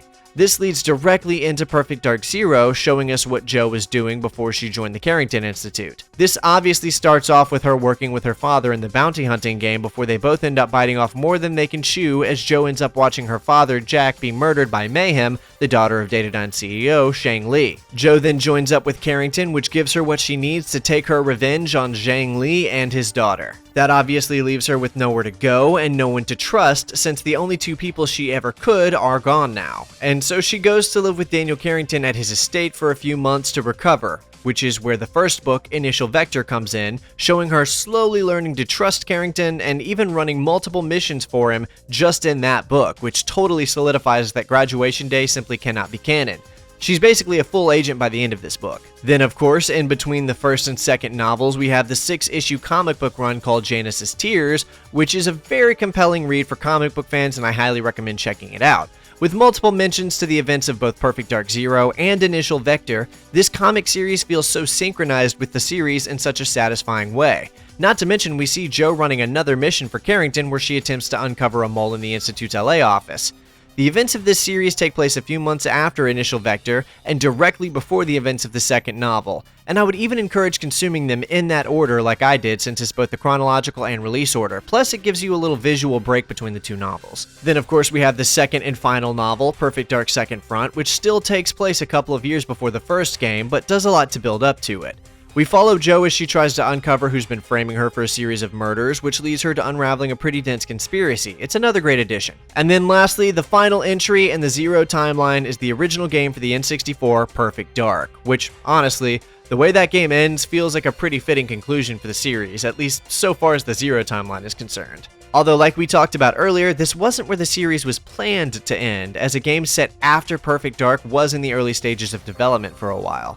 So, to recap for the Zero timeline, Hong Kong Sunrise, Perfect Dark Zero, Initial Vector, Janice's Tears, Second Front, Perfect Dark. It all starts with a prologue comic that leads us into the prequel game before building out the world in the first novel, continuing that world in a 6-issue comic book series, bookending this little prequel world with a second novel, and then connecting it all to the game that inspired it, the original Perfect Dark. Now, I obviously enjoyed the Zero timeline significantly more. It was far more intense and took itself way more seriously this time around. In fact, I think the quality of the characters and world building in the novels and comics here far surpasses the very games that inspired them. Like, there's a lot of lines in the books and comics that are genuinely so good, I feel like they're better than what the writing from the games even deserved. The Joanna in the literature is so much more compelling. She's fun and carefree in the games too, but in the literature she manages to come across as very cool and capable without ever coming across as masculine.